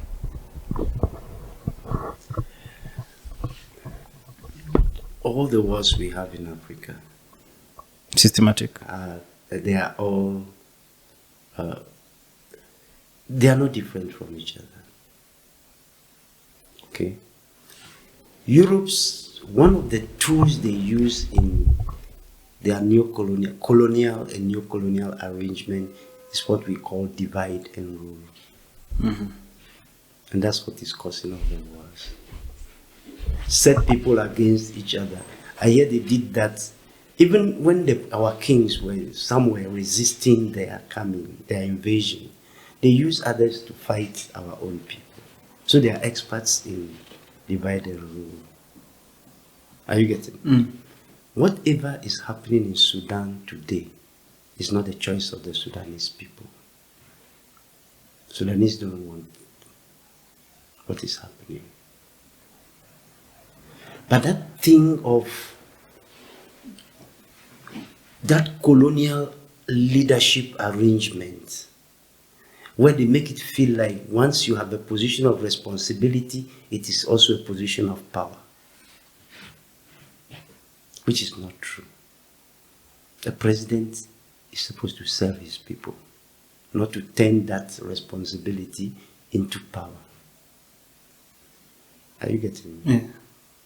So that struggle, the war is about struggle for power. Even in South Sudan, in North Sudan, in Central African Republic, all the rebellions we are seeing, it's all about power. It's not about the people. And it is not by their own choice there is external interference. Where are they getting their guns from? Who is sustaining that war? And like I told World you, Bank. like I told you, there is an agenda which is being pushed to depopulate the earth. And Africa is the major target. They are targeting Africans, they are targeting Muslims, because these are the groups that are still populating. Africans are giving birth. In Islam, you can marry more than about 4 wives, so you can give birth to a lot of. Europeans have stopped giving birth. Their populations are dwindling. Most of their populations are aged.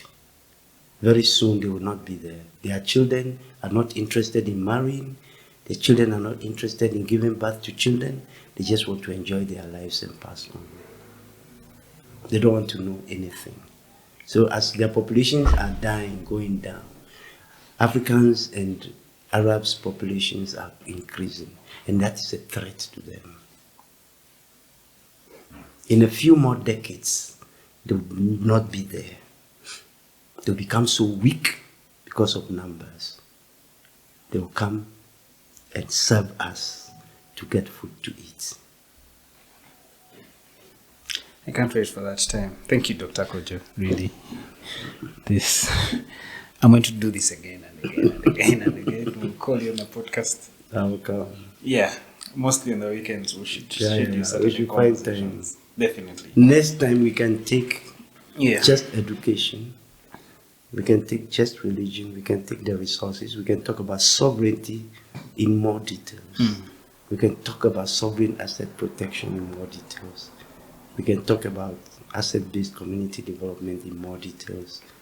We can talk about the global dynamics, things that are happening. That's going to be it. Yeah, we should do that. Let's But do- I want us to focus more on Africa. how to deal with these stupid things that we see I around agree. us. I agree. Let's You make find Saturday a Africa- bit. I am always free on Saturday. You find Africans moving around Yeah. with Arab names. With Now we have English Africans names. with English names Yeah, it's not right. as their first names and last names. It's not right. You don't even need an English name. You're not an Englishman. If I give you a name from Acholi, will you accept? When you know you are in Uganda. I call myself Opio. That one is for a joke. There's no family in Uganda called Opio. But because You I come live from in no, from here, my name is Wamala, fine? Yes, that's what I'm Because I saying. know so many people from Names are not just given. They are for a purpose. And the purpose number one is to identify you, to show where you come from. So if you call yourself Opio and they ask you, are you an Acholi, then you say no. How did you get that Opio? Maybe a masquerader. You must be masquerading. True? True. Names are not. But yes, to the origin of me being a Muganda, I know my clan, my totem, I know my root completely and complacent to it. And your And name I've gone must to come- Buganda schools, yes. And your name must show where you come from. True. If it doesn't, it is not your name.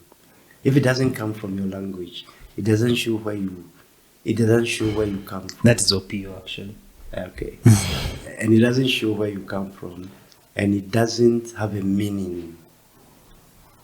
It is not your name. Do you have a name for God in your language? Yes. So nobody can bring you his God. Because if God wanted you to worship that one, he would have taken you there. Like made you a Muganda and gave you a Muganda name to itself. So you don't like the Bible? I've read the Bible 3 times. My father was a pastor. I used to go to church, and I used to even teach the Bible. Yeah. But I prefer my ancestors' Bible to that one you're talking about. Even King James has his own Bible. Sometimes I feel the stories in the Bible, these stories are just about people. It's like writing about the Baganda in those days. Yeah. Yeah. And the names you find in them are not Christian names, they are cultural names, they are people's traditional names. Even today we have Jesuses who play football, isn't it?